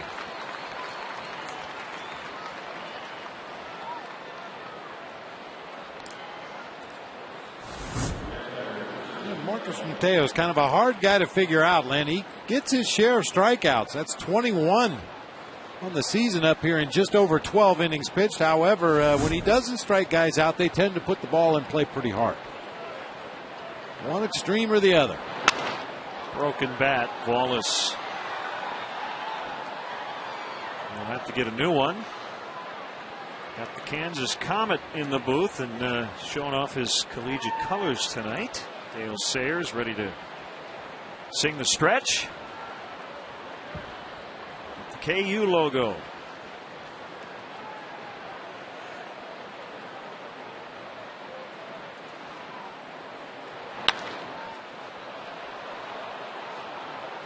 Oh, 2 on Wallace.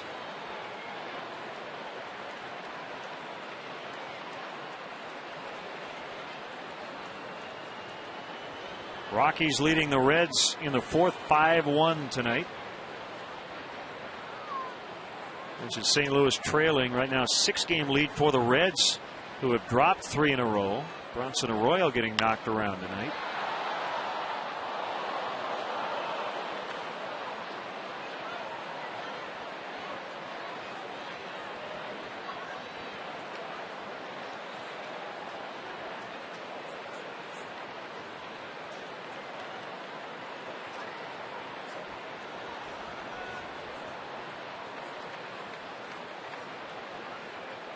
Kick, the pitch in the dirt.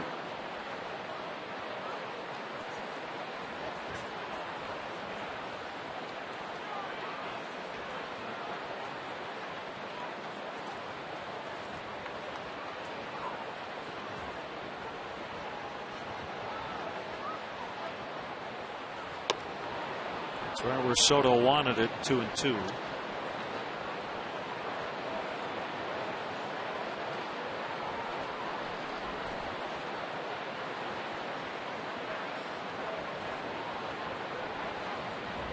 Swing and a miss. Here comes Gale Sayers with a stretch. Guest conductor for Take Me Out to the Ball Game is former Chicago Bear great Gale Sayers. All right, fans, let me hear you. A 1, a 2, a 3. Take me out to the ball game.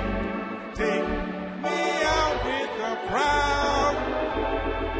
Buy me some peanuts and cracker jacks. I don't care if I never get back. Let me root for the Cubbies. If you don't win, it's a shame.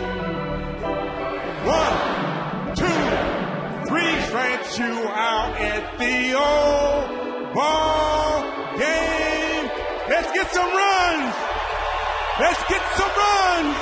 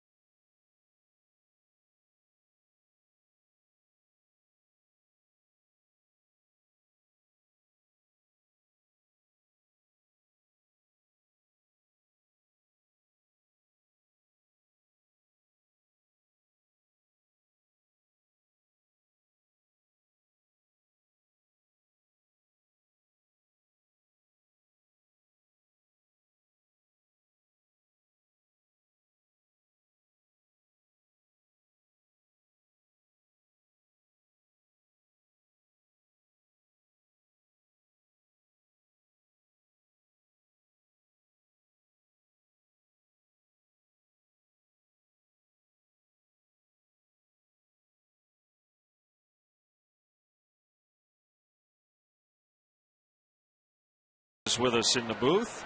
Cubs with only one hit tonight. Really? It's been a rough go against right-hander Brett Myers, but always great to see you, Gale. Thank you. Nice to be here. Starting to feel like football weather around these parts. Yes, it is. NFL season starts tomorrow night, right? That's Vikings right. and the Saints, and the Bears will be home on Sunday. And should be a good ball game. That whole Central Division has gotten better. I think the worst kept secret in football over the summer was Brett Favre returning to the Vikings. He just keeps coming back. I know, I tell you. And sometimes I get upset with him because these players are out there every day working for him, and he's back at home doing nothing. And it's kind of sad. And it's a wonder that the players don't get really PO'd at him because he's not out there. And yes, I know he's a great quarterback, but he still needs to get out there and get in shape. Nady into center as Michael Bourne will make the catch. I've watched a little of Hard Knocks this year. It's the New York Jets. I don't know if you've watched it at all. What I like about it as a casual fan is it really gives you an inside look into training camp in the NFL. And right. One thing I noticed, Gale, is that for guys who are on the bubble trying to make a team, one play can make or break a guy's camp. True. With all those guys, I mean, 80, 90 guys, and you're trying to make that roster, and a fullback makes a block or just something that stands out, it can really make a big difference, can't it? No question about it. Not easy. Well, everybody thinks it's all fun and games, but it is a lot of hard work. And then at night they go to the dorm and they give them a book that's about 500 pages thick, and they say, "Learn this." Yeah, right. You got to read that all night long. Yeah. But it's a great game. It really is. One strike on Colvin. Off the end of the bat this time. Pence on the move, and it's going to find the gap. And Colvin will have a standing double. So he is there with one out. Great ovation for Gale Sayers as he threw out the ceremonial first pitch tonight. Awful. Awful. Well, you got it there. Did you play any other sports, Gale, growing up other than football? I played them all. I played basketball, I played baseball, ran track, and did the whole thing. And I did all that just to stay in shape for football. Soto with a base hit. Colvin's going to be stopped at third. Ooh, he could have made that. Yep. Ivan De Jesus didn't want to take a chance with a 4-0 deficit. This is by far the best chance the Cubs have had tonight against Myers. And De Jesus didn't know that Carlos Lee was going to concede the run right there. He came in a couple of steps and then decided to play it very cautiously out there in left field. Actually backed up a step to play the big hop, but by then De Jesus had already thrown up the stop sign. We'll bring up Alfonso Soriano. Gale, I want to ask you about Northwestern and Illinois will play here in November. And for all the players who have never played in this park, what's the first thing they will notice? What's different about playing at Wrigley versus other football stadiums, so to speak? Well, number one, they will know that it's a baseball stadium, okay? But, the thing about a football field, players know that a football field is 50 yards wide and 100 yards long. And so the baseball stadium won't even bother them one bit, because they're on a football field, and they know that they do their job on that football field. And unlike the past, this field is no longer crowned. Right. We have a modern drainage system, so the field is pretty flat. The first time Bob and I walked on the new field, we felt very tall. Yeah. But back when we played it, all that was covered with sod at the infield, and a lot of times when you would make a cut, your foot would slip and slide to come up, But we played on it. I played on it for 60 ball games and did pretty well on it. I would say so. You did pretty well on every field. 3-0 on Soriano. The Cubs trying to rally here late. Still nobody up in the Astros bullpen. That's a strike. 3-1. Dale, I got to ask you, was there ever was it a tough decision to go to Kansas? I know you're from Kansas. but I'm sure there were a lot of other schools that were recruiting you. Why don't you break some hearts out there and say where you might have gone? Well, this is going to be kind of a long story, but I'm going to tell it to you anyway.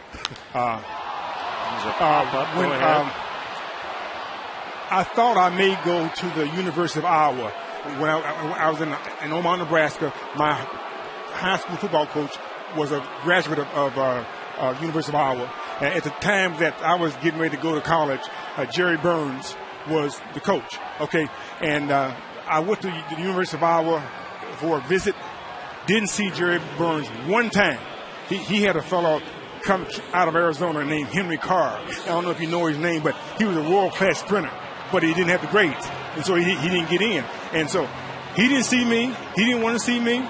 So I said that I'm not going here. And Jack Mitchell was coaching the University of Kansas. He did a good job in recruiting me, so I decided to go to KU. But that's the first time ever that I went to a university that the head coach wouldn't see me as a running back. It's a big loss for Iowa. Yeah, a lot of Hawkeye fans out there crying in their beer right now. Brad Arnsberg out to chat with Brett Myers. 2 outs, and it's going to be Micah Hoffpower to bat for Darwin Barney in this spot. You were such a great competitor, Gale, as a football player. What do you do nowadays to kind of satisfy that competitive urge? Well, I work a lot. I own a computer company, and I've been doing that for the last 26 years. And we have offices in Chicago and Boston and Florida and Nashville and Atlanta. And so I'm traveling quite a bit. So that's what I do because I can't do a whole lot of running anymore because of my knees and things like that. But I do enjoy what I'm doing.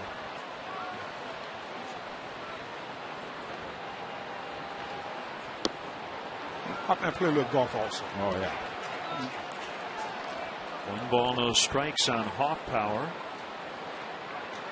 It'll be nice to see the Cubs get at least one here and get on the board against Myers. Swing and a miss. 1-1. Thoughts on the Bears' new offensive look this year with Mike Martz? Yes, has a new look. Didn't look real good last week, but we'll see what happens. I just, as I said, just the whole 4 ball games they played, they didn't look real good, and so hopefully the practice they're going to do this week will do a better job of playing his offense. They have a tough schedule. This is a game they really need to win. They got to win it. Yes, they do, because it gets a lot tougher. Yep. After this Sunday. The first 4 or 5 ball games, they could probably go and lose 3 of them. Because they got a tough schedule. Just missed. 2-2 on Michael Hoffpower. Justin Berg was called up from Iowa. Up in the Cubs pen. Myers trying to get out of this jam. 2 on, 2 down. And he does as Hoffpower swings and misses. Gale Sayers, always a pleasure. Great to see you. Thank you very much. I appreciate it. Good to see you, Gale. Thank you.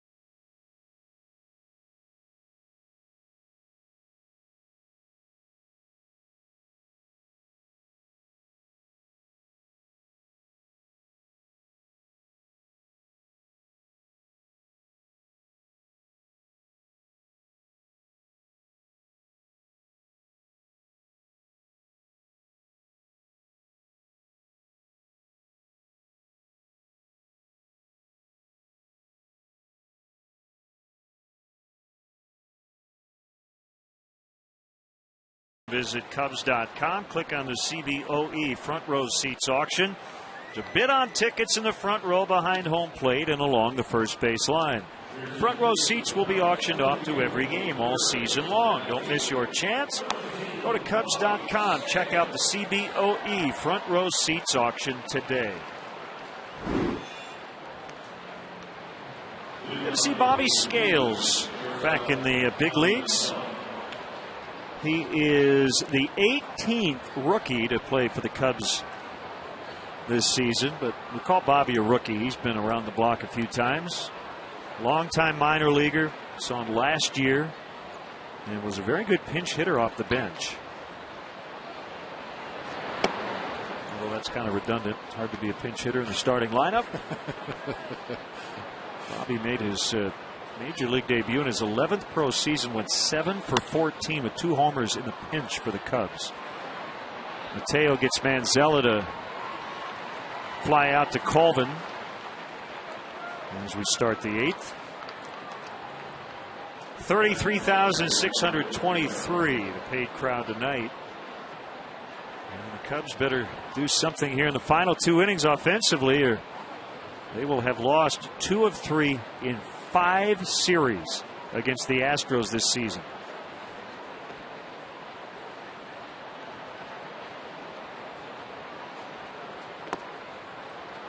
Fastball missed to Quintero outside. Big night for him. Single, double, and RBI in 3 tries. Getting late here tonight, Bob. We should mention 2 things. Number 1, congratulations, as your daughter Lacey will be getting married this weekend. You will be away from the team for a few days. We'll head to Milwaukee. Todd Hollandsworth will fill in on Saturday night here on Comcast Sportsnet in Milwaukee. Enjoy the weekend. I know you will. I know it's been a long haul planning. We had to pick out all the colors and everything. Well, you know, a father of the bride's job is to write checks. But thank you for those good wishes. We're really looking forward to it. I know she's going to be a beautiful bride. And while I know you were disappointed, Michael was too, that Daytona's season ended earlier than everybody wanted, but he'll be able to make the wedding. That's great. The whole family will be there, and I'm sure it's going to be great.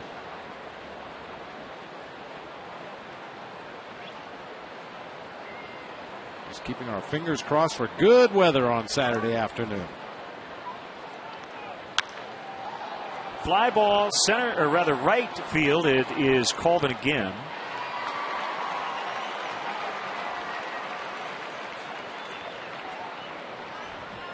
And we will get a pinch batter for Myers. And this might be the best chance for the Cubs to break through right here, getting Myers out of this ball game. Anderson Hernandez, who is a switch hitter. Well, good job, Marcos Mateo. Sean Marshall will come in. Hernandez will turn around at bat right-handed. Alexis pursuing perfection. Call to the pen. 4-0 Houston.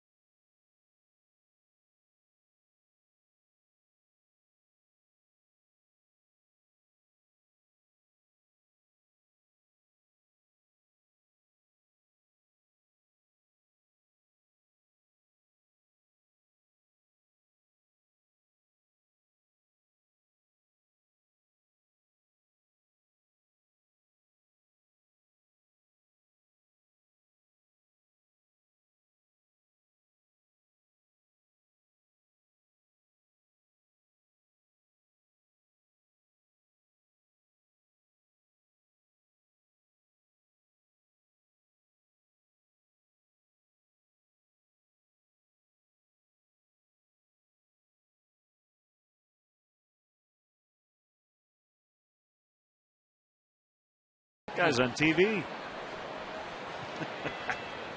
Good to see Jim Tianis. And Sean Marshall will try to get the final out of this 8th inning.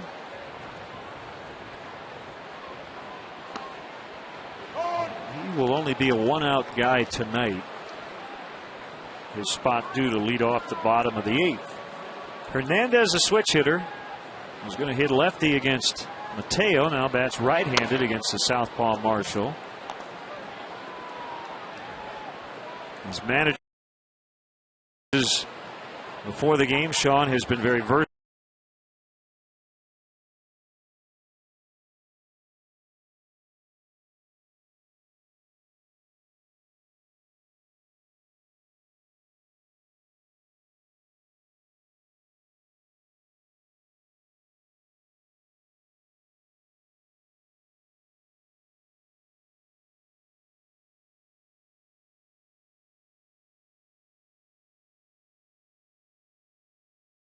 of their location and their stuff.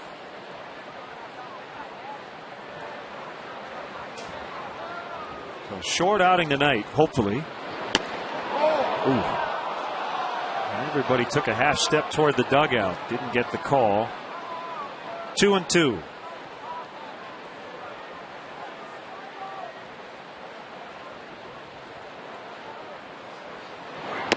Got him that time. Swing and a miss. Sean Marshall striking out Hernandez. Bottom of the 8th, still 4-0.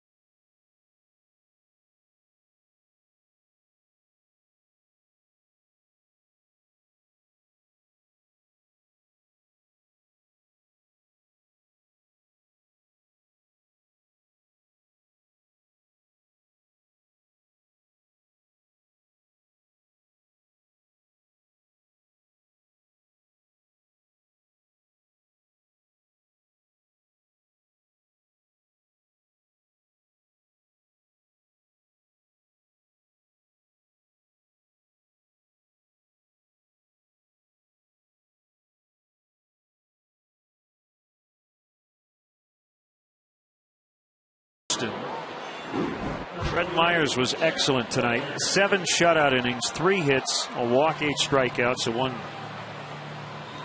mess he got into, he got out of it in the 7th. And Fernando Abad went 1-2-3 in the 9th last night.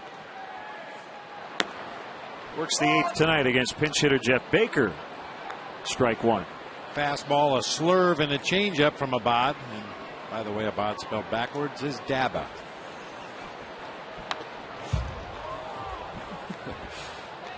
That was an easy one. Yeah, I like it. Well, you put him together with the Mets left fielder. You go Abad backwards, be Daba Duda. Daba Duda.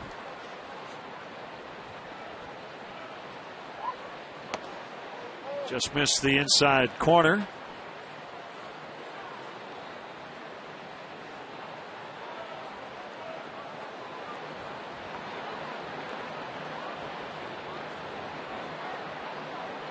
go away. And it's off the outside corner that time. 2-2.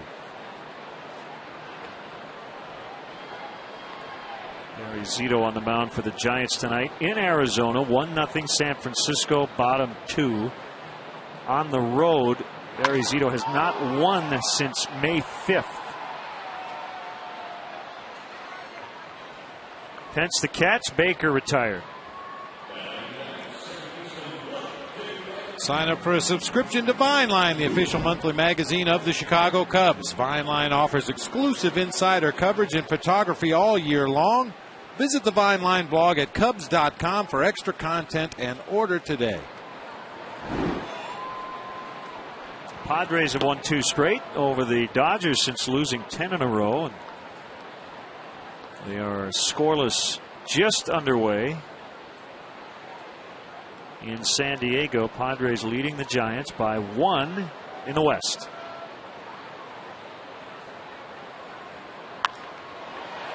Base hit center field, Blake DeWitt. Corey Lupke tonight pitching for the Padres against Chad Billingsley. Second career start for Lupke.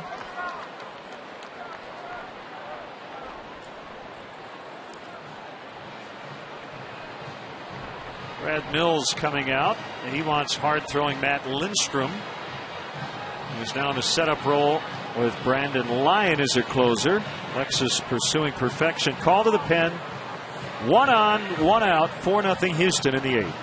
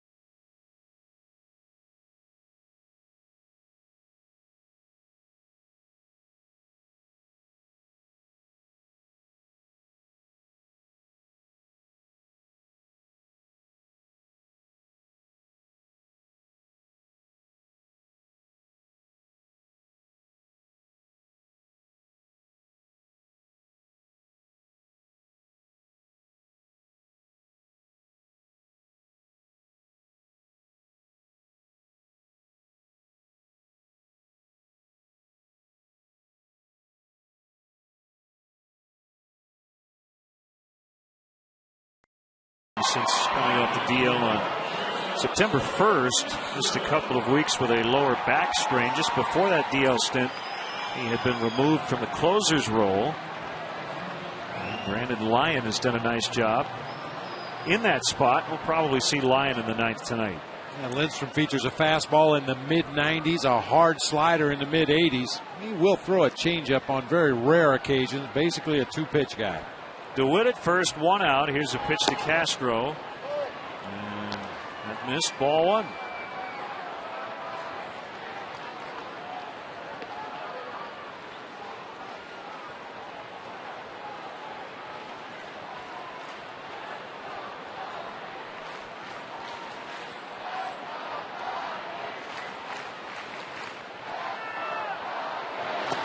Inside that time.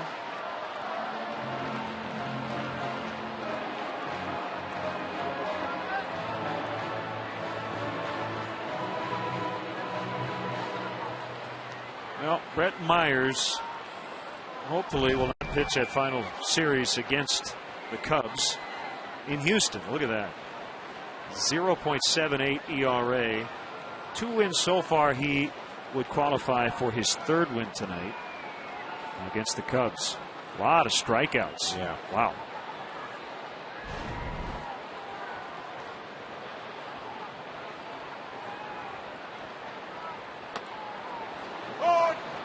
2-1. You look at what Brett Myers has done against the Cubs. You're surprised he only has 10 wins on the season. 29 starts, at least 6 innings every time out.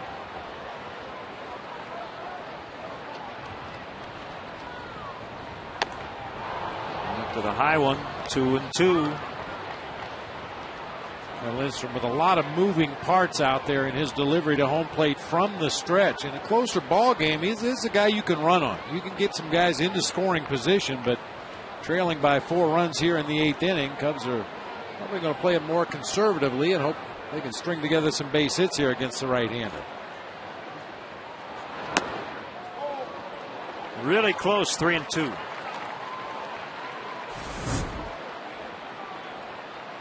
Hides that ball behind his right hip. A quick check on the runner. The glove starts up. Then the leg comes up. Big high kick.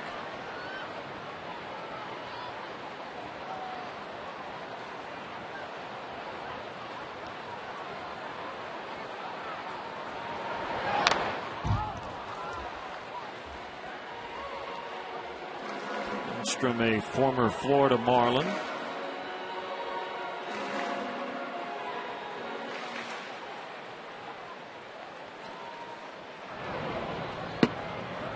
Tim Burdack is up.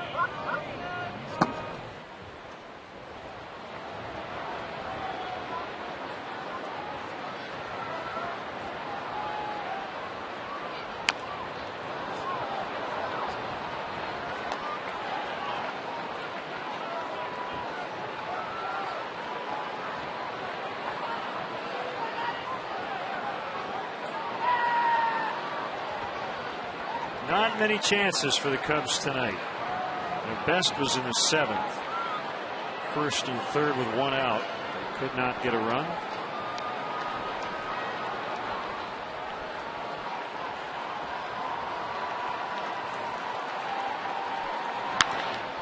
Man, that one rolled into right. This piece of hitting by Castro went with a pitch.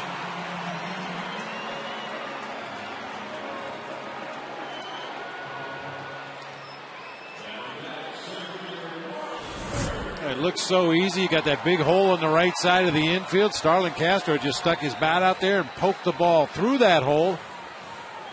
That's what the Cubs have been looking for here. Get a couple runners on base. The middle of the order making their way up to the plate.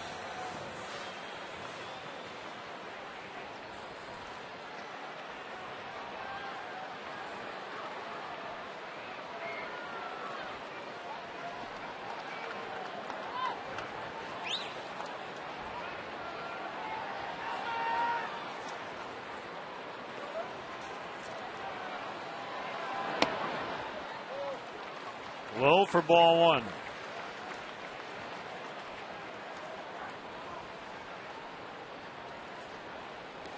Third 1 for 2 against Lindstrom.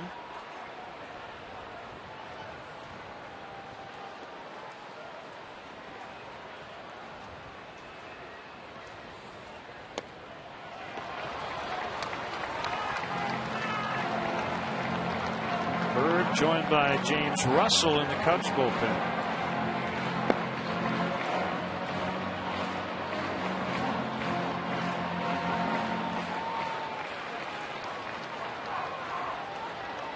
Back-to-back 1-out singles. Cubs trail 4-0.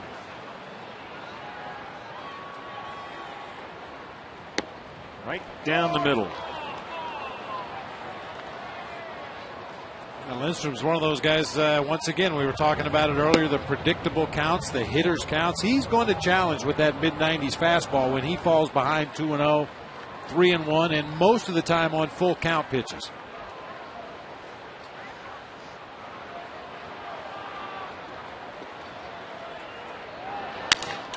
Broken bat grounder. They're going to get 1. That's it. Johnson had a little trouble getting it out of his glove.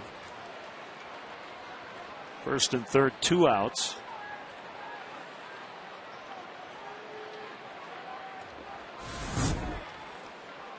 So the tailing fastball that time got right in on the hands of Marlon Byrd. All he could do was roll over and hit that broken bat grounder to Johnson. He just couldn't find the baseball in that glove. Unfortunately for the Cubs, he didn't find the ball. Haven't won the corners with 2 outs here for Xavier Nady. Get on one of those fastballs.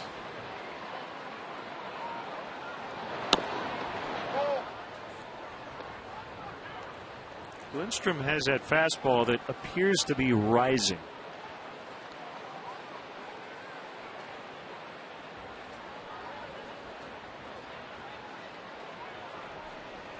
Of course, that's an optical illusion. It just doesn't sink as much as other pitchers at lower velocities. It holds its line a lot better at 95, 96 than a guy throwing 85 or 86. And it's a 4-seamer. It's pure.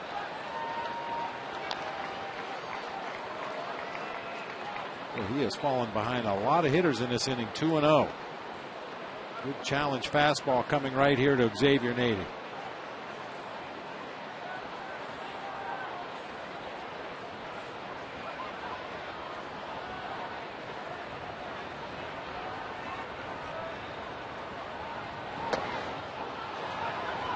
Played inside. And he went 2-1.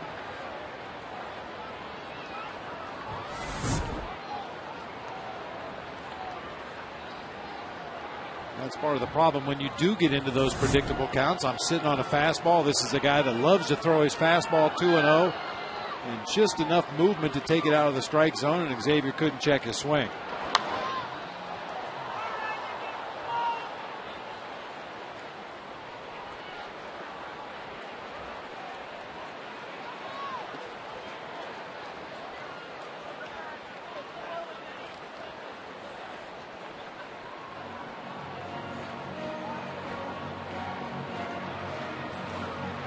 Lindstrom is not a pinpoint specialist. He is going to walk people, but you see, he usually gets by with his stuff.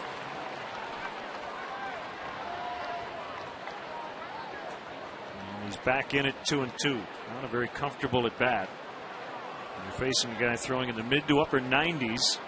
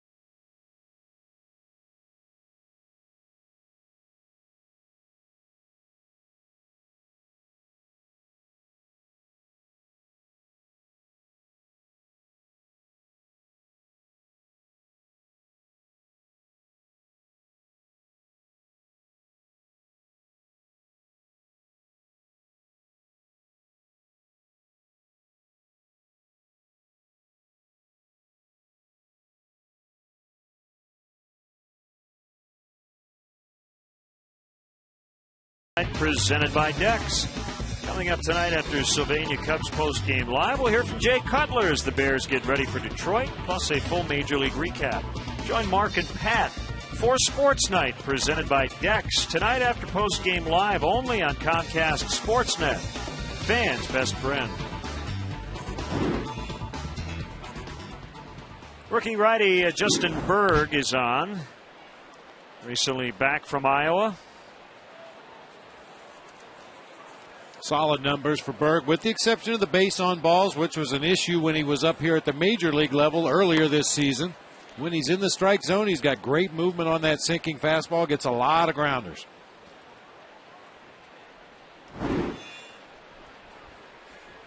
.21 appearances at AAA this season, 4-1 with a .364. This is his 5th full season in the Cubs chain. Acquired for Matt Lawton from the Yankees on August 27th of 2005. Top of the order now for Houston. Ball 1 to Michael Bourne.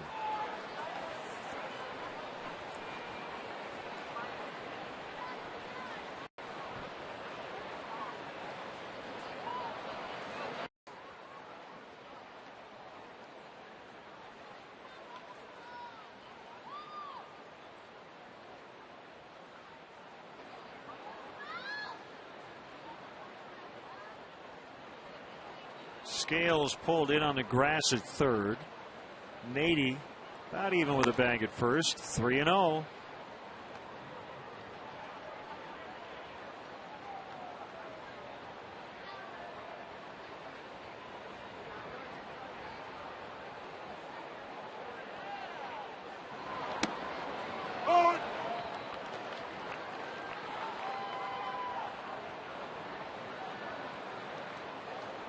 Atlanta beat Pittsburgh 9-3. Phillies 10, Marlins 6. So the Phillies still up a half game in the National League Eastern Division. Nady takes it to the bag by himself.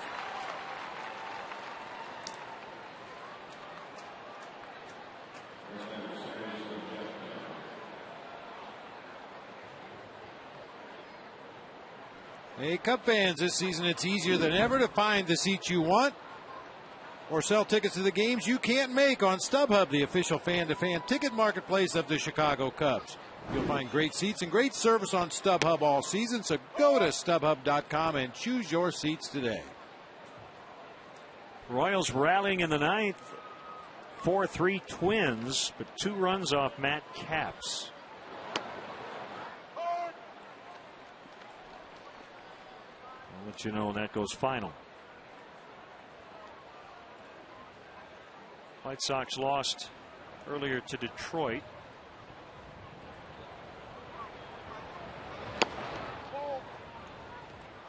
One and two.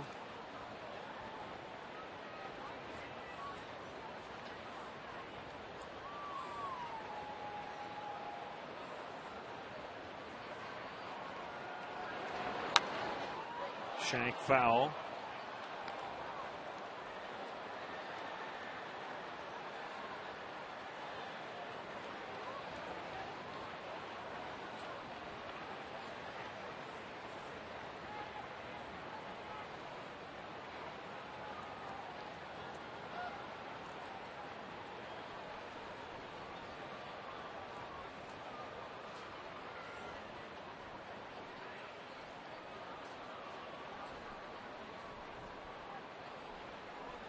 Berg gets a sign from Soto.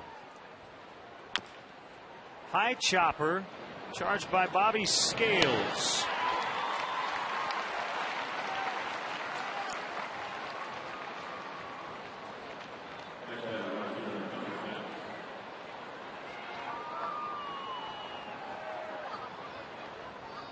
Two down. Here's Pence. Jim Thome was scratched from the Twins lineup tonight with a mild abdominal strain.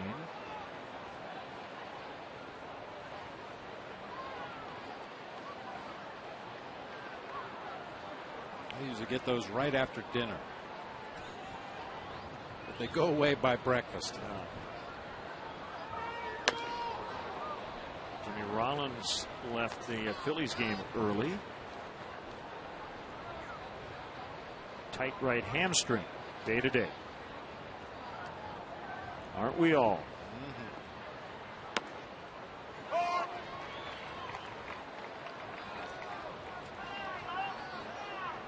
Josh Hamilton still day to day with his rib injury.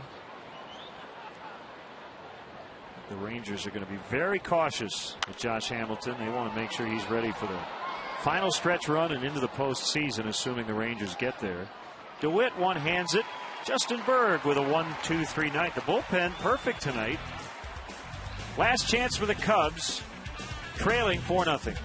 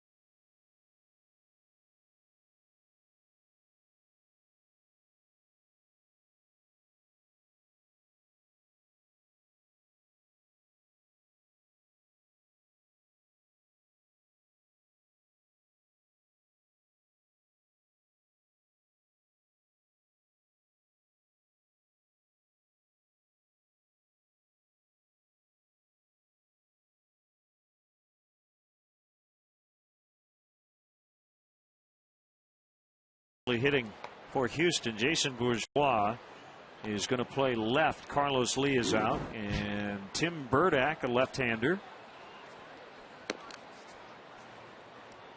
will face Tyler Colvin to start the inning. Astros trying to make it 2 out of 3 for the 5th time this season against the Cubs.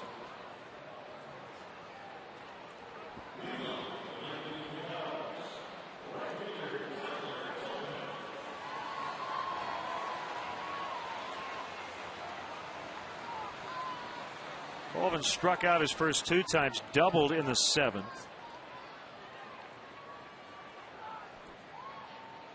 Soto and Soriano to follow. Not sure if Burdack will get a chance to face them. I would guess not. I think Burdack's in this game just to face Tyler Colvin. Wilton Lopez, a right-hander, up in the bullpen. We have not seen Brandon Lyon get up. Time for the Haynes Comfort Zone. That's pretty good. Yes, it is.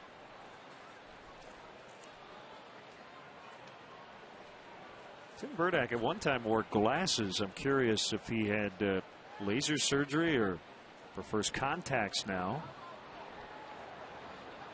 Or maybe his vision's just better. Maybe he found he pitches better if he can't see his target.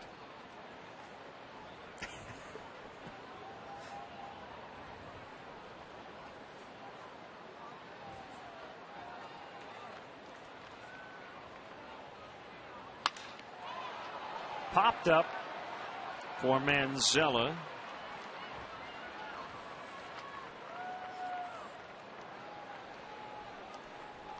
And that will be it for the lefty. So we'll see Lopez coming in.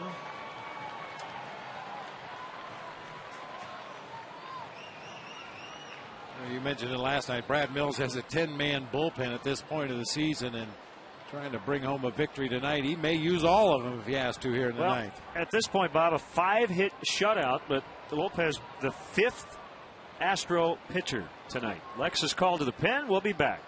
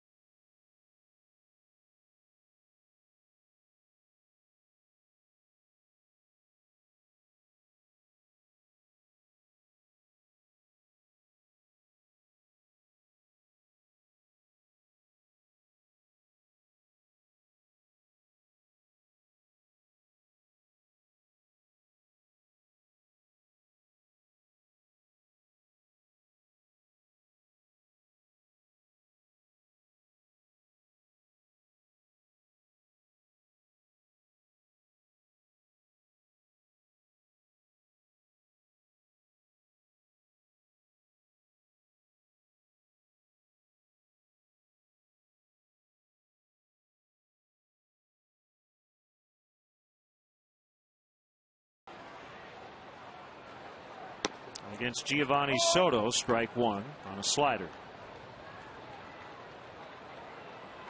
Lopez took the loss on Monday.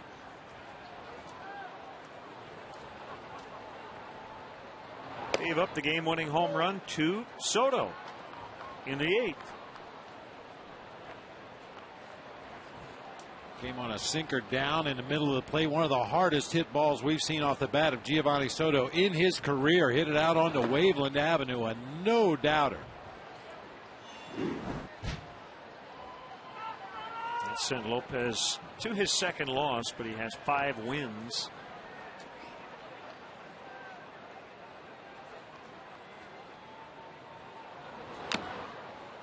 Foul tip, 2-2. You see fastballs about 80% of the time from Wilton Lopez. He also has a straight changeup and a slider, but he's one of those power pitchers out of the bullpen. He loves his fastball.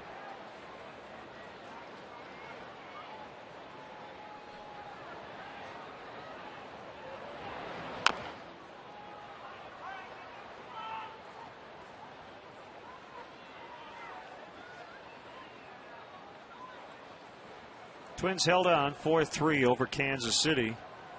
So bad couple of days for the White Sox. They go from 3.5 out to 5.5 back in the AL Central. Sharply hit ground ball to Manzella.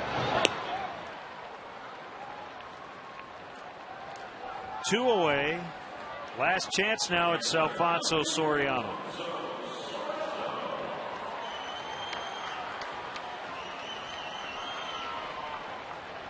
Pitching matchups for the weekend in Milwaukee. Carlos Zambrano, Dave Bush on Friday. We'll have Saturday night's game here on Comcast Sportsnet at 6 o'clock. Ryan Dempster and Randy Wolf. And then Sunday afternoon, Casey Coleman and Giovanni Gallardo.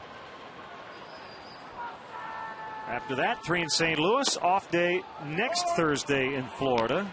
And then a 3-game weekend set against the Marlins. 5:30 for the pregame on Saturday from Milwaukee.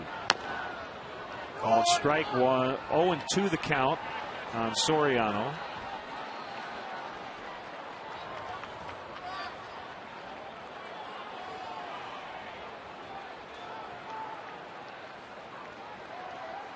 A wind and the pitch. Shallow center. Bourne with a shoestring catch, and the Astros shut out the Cubs 4-0 tonight. The 10th time the Cubs have been shut out. It's the 9th shutout for the Astros pitching staff. Brett Myers has been Cy Young against the Cubs this season. Bob, he's been pretty good against everybody, but in particular against the Cubs, his season ERA now below 3. Well, he really pitches. I talked about it earlier in the game.